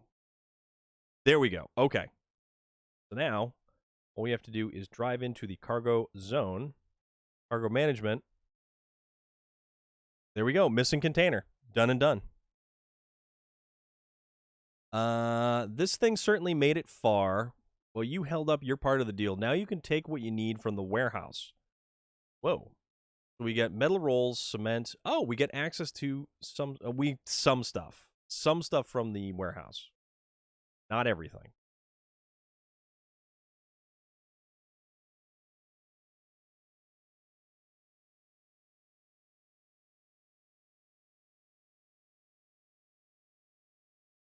So, using that high range gearboxes, yeah, speed is definitely your enemy in a lot of stuff.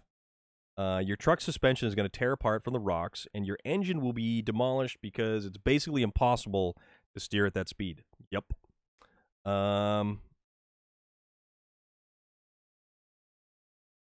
Curse you, Saber Entertainment. So, guys, we are at about 3 hours and 40 minutes in here. Definitely went a little bit longer than we thought we were going to. Now is that wonderful time. Also, I'm going to shut off the engine in this thing. No, I did shut off the engine. Something's running. I don't know what's running. Something's running in the background. Let's see who's on. Let's see who's playing. You know what? Sergeant Rusty is still playing SnowRunner? Yep, concrete road pads, but those are later on. Those only show up, I think, in yeah, but it's all learned stuff too. So as you're playing the game, you're definitely going to pick up on what trucks tend to do better in mud, what trucks tend to do better in, other environments and stuff like that. Jeffrey Dahmer, thank you very much, man. You definitely got to hang out this time, which was kind of nice too. So let's see who's on. Let's see who's hanging out. Let's see who's having a fun time tonight.